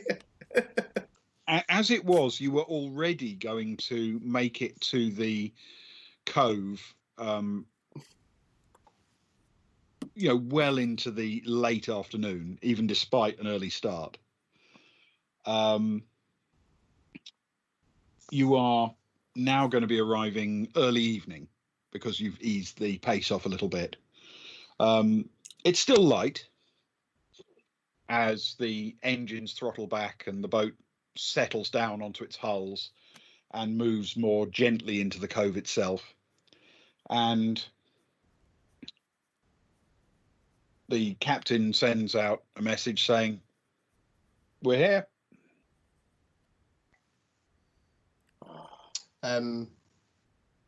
I suppose we will meet up somewhere if we're not already just hanging out on deck. Sure. Up on deck. If you head up to the bridge to see her, she will point out the basic salient features. She checks the radar and says, "Yeah, you see, I can see sea bats, but they're just out and about. No concentrations of them. This is the cove. Welcome. This is the whole show. This is all you get to see. It is still daylight, but it's getting on, and from this elevated position, you can see what is essentially a forested, low shore. Unusual in the sense that the slope at this particular point up to the island is much shallower than most you've seen. Most of the island terrain is quite steep peaks rising straight out of the water. But here, for whatever reason, an accident of geography, the cove itself has a relatively still a slope out of the water, but a relatively shallow one. It's quite picturesque. It's very remote. It's very quiet. There's There's nothing particularly surprising. And if you want to go out on deck and have a poke around, feel free. At first glance, I take it we could easily see why, if the fish suited, it would be another lovely place for a sea earth park. Basically, it's a nice surrounding, right? With a bit of man-made drilling and this and that, and some, a building and a bar here and there, and that it could be a lovely place for people to go for a day of diving, right? It would be. I mean, that shallow shoreline makes it plausible that you could easily construct some buildings on the land. Yeah. The nature of the sort of slightly sheltered area of the cove means that it would make for good boating, good diving. Yeah, absolutely. Yeah. And the cove is almost entirely closed off to the ocean. The sort of the channel into the cove is quite narrow. It's significantly broader once you get inside, like a sheltered harbour. Yeah. Okay, so I guess mine will definitely go up on deck to get the view as she offered us. Mm-hmm. Yeah. See where it is. Can Agnar say to, is it the captain we're with, aren't we? Is that right? Yes. He'll say how far into the cove can you actually get before you run risk of waters getting too shallow? Oh, right into the middle, no trouble at all. Yes, shouldn't be difficult. And she manoeuvres the controls and gets you quite close to the far side of the cove. Says, I've never been anywhere near this close, of course, and I haven't had any reason to. But it's quite picturesque. Anyway, I will keep an eye on the depth of the water and any, big things to worry about. You just do whatever you came here for. He'll say, I don't suppose you have any smaller boats. Can we go ashore? Sure. Yeah, help yourself. We've actually got 4 mounted in housings on the side of the ramp. Okay. So just head aft, pull one out, roll it, push it down the ramp, and away you go. With all our -3s, it could take a few hours to stop rowing in circles and actually get to the shore. He'll say thank you very much. I'll talk to the rest of the team. They may have things that they need to do beforehand. Okay. We're not in any particular rush. I just wanted to double check with you first. Okay. Then, can we see any grumpy looking figures on the shore? You want to check the shore itself? Just sort of while we're up there, while we've gone up to the captain's and she's dragged us into the middle of the cove, before we take to the boat, can we see a figure, a fire or something, something that suggests there's someone there? There's something out of place on the shore, basically. Yeah. Okay. Can you do a survival? Can you do a survival check with intellect? Yeah. Or a recon check with intellect. Yeah. Whichever you prefer. For everyone. Anyone who wants to scan the shoreline. Well, both of mine will then, I guess, if anyone can. Yeah. A survival and an intellect, did you say? Okay. Yeah, well, I figure that if you're standing on the deck, you're all basically sort of looking at featureless water, aren't you? Yeah. Something will stand out if we can see survival or recon. Okay, that's a 7 + 1. So I hit an 8. Okay. So it depends how hard that check is, I guess. Oh, wonderful. Stefan got a 3. Yeah, and Kara's too giddy with excitement, so she's hit a 7 in total. Okay. And Agnar hit a 7. A 7. What did Stefan get? He rolled a 3. Oh no, Stefan! With no pluses. It's because So- we're out of the city. Yeah. So Uh, it will. I'm delighted to say, fall to Zoe, hey, Zoe, come on, get in, Zoe. who's glad- rolled an 11. Yes. it's a good job we got yeah. I knew there Never, was never in always- doubt. Never in doubt. And yeah, and she is sort of also just scanning in the darkening night sky or early evening sky, mid-evening sky. She is also scanning the horizon, and then at a certain point, she reaches over and she taps Kara on the shoulder and then points towards something she spotted right in the middle of the cove, directly opposite the entryway. And, Kara and the others, once sort of following her finger, can see what she's looking at. And she has spotted what looks like ruins or old things, broken things, destroyed things, torn down things, on the shoreline, stretching away up the shallow slope. Oh, this is like one of those proper RPGs that people talk about. Look at that. Is that all tree that we see? I mean, not all of it, but All of the greenery what we you can see. is trees, effectively, yes, on this slope. Oh, Yeah. I got So the what tingles. you've got there is the edge of the cove, yeah, the trees and occasional sparse bits and clearing, and then some stuff that is visible on that slope stretching away, which looks, it's subtle. You'd have to be looking to see it, but it's distinctively there. There is something to potentially investigate. it's all lower than the boughs of the trees, though, or the tops. Either way, the tops or the boughs of the trees. It is, yeah. Okay, cool. And that, I think, is where we should stop for tonight. No. Yeah. That's fair enough, though. we have run on. We have run on Somewhat. it, yes. Yes. Um, Apologies to people who were expecting an earlier night from us. Yeah, and thank you for everyone who's stayed with us till the end. Our crew, Mr. Leno, who is officially our crew. I hope you've received the email I sent with your thing the other day. I can't say RPG 1995, who is now an honorary member of the crew. You stuck at the whole. What did we do? 2.5 hours? Nearly 3 hours. You legend. Yeah.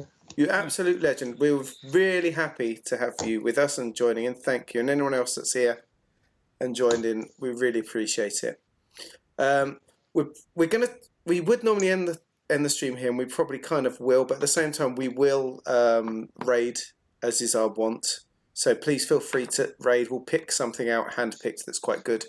But while I'm doing that, feel free to type things and text things to each other while I try and find what raid we're going on, and then I will try and sort out your points, Leno and RPG, because you did bet and you bet on me, which is right, because I have been rolling very hot very early in the games recently. Oh, I mean, all game today. You did pretty well.